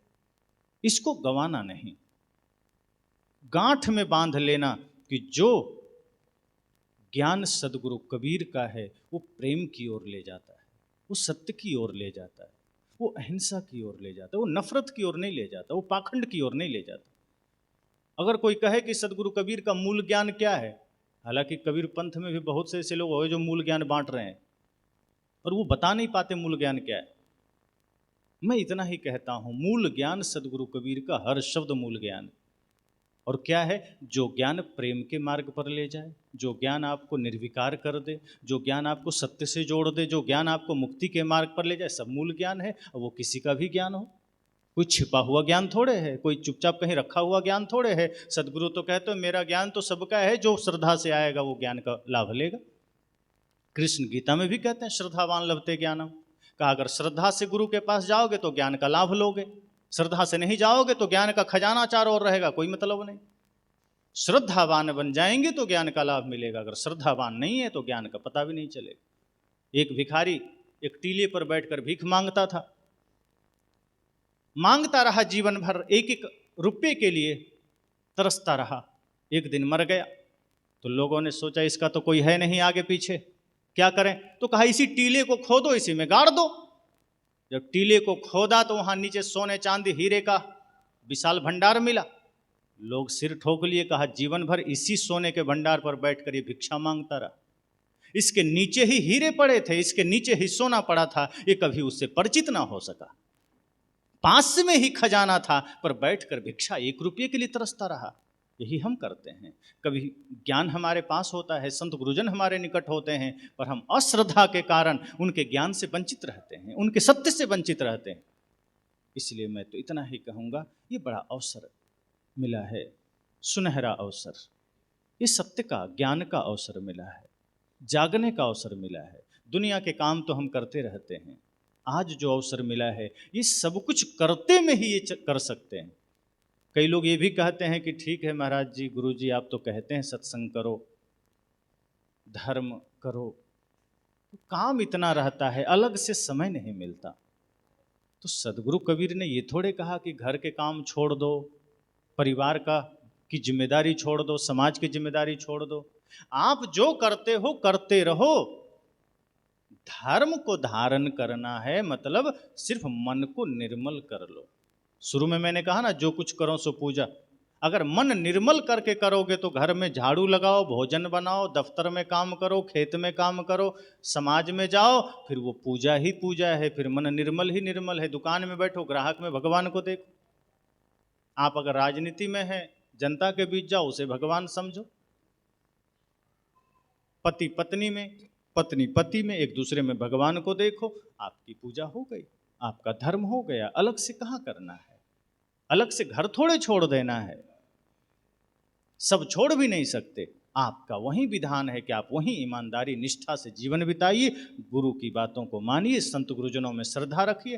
कहीं सत्संग हो रहा हो और लगे कि कोई सच्चे संत आए हैं, सही ज्ञान देने आए हैं, 5 मिनट का भी समय अपने जीवन में से निकाल के जरूर जाओ। ऐसा नहीं कि अरे बहुत काम है नहीं जा सकते, नहीं, काम तो फिर भी कर लोगे, कल कर लोगे, लेकिन जिस दिन मृत्यु सामने आ जाएगा फिर काम छूट ही जाएगा, लेकिन ज्ञान नहीं मिलेगा। और ज्ञान आपको आगे के जीवन के लिए संबल बनेगा। ज्ञान आपका इस जीवन में भी काम देगा, आगे भी काम देगा। धन काम नहीं देगा, धन इसी जीवन के लिए है, इसी शरीर के लिए है, इसलिए उसकी महत्ता उतना ही देना। धन को सिर पर मत चढ़ा लेना। मैं उदाहरण दिया करता हूँ, धन का काम जितना है उतना ही रखिए, ज़्यादा चढ़ा देंगे तो वही बंधन और दुख का कारण बन जाता है। जैसे आप जूता पहनते हैं, चप्पल पहनते हैं, कई लोग 20-20 हज़ार के जूते पहनते हैं, कोई 50 हज़ार का भी पहनता है, पर पहनता तो पैर में ही है ना। कि 50 हज़ार का जूता है, कोई सोचे कि नहीं नहीं 50 हज़ार का है, सिर में लेके घूमेंगे, शोभा देगा? भाई जूता 50 हज़ार का भी हो, पैर में ही पहना जाएगा। अब मेरी पगड़ी 100 रुपये की है, सिर पर है, कीमत इसकी 100 रुपये है। अब मैं ये थोड़े करूँगा कि पगड़ी उतार के पैर में बांध के घूमूंगा। पगड़ी की अपनी मर्यादा है, मान है, सम्मान है, सिर पर धारण होता है। धन कितना भी जरूरी हो वो शरीर के लिए है, और धर्म आत्मा के लिए है। और शरीर और आत्मा में आत्मा है तो शरीर है, ये बात याद रखना। फिर धन के प्रति भी आपका भाव ठीक रहेगा और धर्म के लिए आपका जीवन ठीक रहेगा। लेकिन हम धन को सिर पर रख लेते हैं, धर्म को पैर में बांध लेते हैं, यहीं पर काम बिगड़ जाता है। इसलिए धन को यह समझना कि ये तन के वास्ते है, व्यवस्थाओं के वास्ते है, सुविधाओं के वास्ते है, इसका पूरा सदुपयोग करिए। ये नहीं कि जो है उसको बांट दो। सदगुरु कबीर ये नहीं कहते कि धन है तो बांट दो, फेंक दो, लुटा दो, कंगाल बन जाओ। सदगुरु कहते नहीं, रखो और जो है उसी में से थोड़ा थोड़ा दान करो धर्म के लिए। लेकिन ये ध्यान रखना कि ये परिवार, ये धन, ये संपदा, ये शरीर तब तक है जब तक इस शरीर में आप हैं। जिस दिन शरीर से आप निकल गए, सुंदर से सुंदर शरीर से गंध आने लगती है। सुंदर से सुंदर शरीर से अगर आत्मा निकल जाए तो अपना परिवार का आदमी भी बैठने को राजी नहीं होता। कितना भी प्यारे पिता हो, कितनी भी प्यारी माँ हो, कितनी भी प्यारी पत्नी हो, भाई हो, बहन हो, अगर शरीर से प्राण निकल जाए और कह दो किसी को कि रात भर वहाँ बैठना है तो आदमी घबराने लगता है, नहीं रह सकते हम। और कितना भी प्यारा पिता है तो क्या बेटा सोचेगा कि नहीं नहीं पिताजी का हाथ बड़ा प्यारा था, इसको रख लेते हैं घर में। गर्दन प्यारा था, इसी कंधे में बैठते थे, गर्दन रख लेते हैं। रो भी रहा होता है और कहता है जल्दी मरघट पहुंचा दो। तो मृत्यु क्या कहती है? जब व्यक्ति को मरघट में छोड़ा जाता है तो आदमी मानो कह रहा है कि किसने मुझे इस अंधेरे में छोड़ा है, क्योंकि वहां ना कोई लाइट है, ना बिस्तर है, अंधेरा है मरघट में, ना अपना ना रिश्तेदार। तब मानो वो आदमी कहता है किसने मुझे लाके इस अंधेरे में छोड़ा है। तो मृत्यु कहती है जिसके लिए तुमने जीवन भर धन को जोड़ा है उसी ने तुम्हें यहां लाके छोड़ा है। इसलिए सत्य को ध्यान रखना कि ये शरीर नश्वर है और जब तक यह है तभी तक चैतन्य आप बन सकते हो। इस शरीर में रहते रहते आप अमर बन सकते हो। अमरता का केंद्र ये शरीर है। इस नश्वर से अनिश्वर बना जा सकता है, इस क्षणभंगुर शरीर से शाश्वत बना जा सकता है, लेकिन हम नश्वर शरीर में रह के शाश्वत साधना नहीं करते, सदगुरु कबीर के वचनों को नहीं सुनते। तो मैंने कहा कि बहुत ध्यान देना है, चिंतन करना है, मंथन करना है कि ये जो मनुष्य देह हमें मिला है बहुत ही सौभाग्य से मिला है, और उसमें भी सदगुरु संतों का ज्ञान हमें मिला है। तो हमें अपने जीवन को भी प्रकाशित करना है और अपने बच्चों में भी शुभ संस्कार देने हैं। अगर इस भारत का सच में निर्माण चाहते हैं, अपने समाज का निर्माण चाहते हैं, जो समाज आज पीछे है, बहुत पीछे है, कुछ लोग हैं जो ज्ञान के क्षेत्र में हैं, शिक्षा के क्षेत्र में हैं, तो आप सजग हैं, पर इसी समाज में ऐसे भी लोग हैं जिनको भोजन भी नहीं मिल रहा, शिक्षा भी नहीं मिल रही, जो कपड़े के लिए भी परेशान हैं। तो ऐसे सदगुरु कबीर के वाणी को, सदगुरु कबीर के ज्ञान को हम सबको चिंतन करके जीवन में उतारना है, अंधा बन के नहीं। सदगुरु कबीर के अंधानुकरण मत करना, अंधानुकरण में ही तो समस्या होती है। सदगुरु कबीर कहते हैं जरा चिंतन कर लेना, विचार लेना, करहु विचार जो सब दुख जाई, मंथन कर लेना सत्य पर। जब मंथन करोगे तो मक्खन निकल कर आएगा, फिर घी निकल कर आएगा, और ऐसे ही कर लिए तो फिर वो दूध ही रह जाएगा, फिर फट जाएगा। विचारों पर मंथन करना, चिंतन करना। अगर विश्राम कर घर जाओ, आप रात्रि विश्राम करो, तो अपने वाणी जो सुना है उस पर चिंतन करके जो सही लगे जीवन में उतार लीजिए, फिर उस पर चलिए। तो बहुत बहुत धन्यवाद। और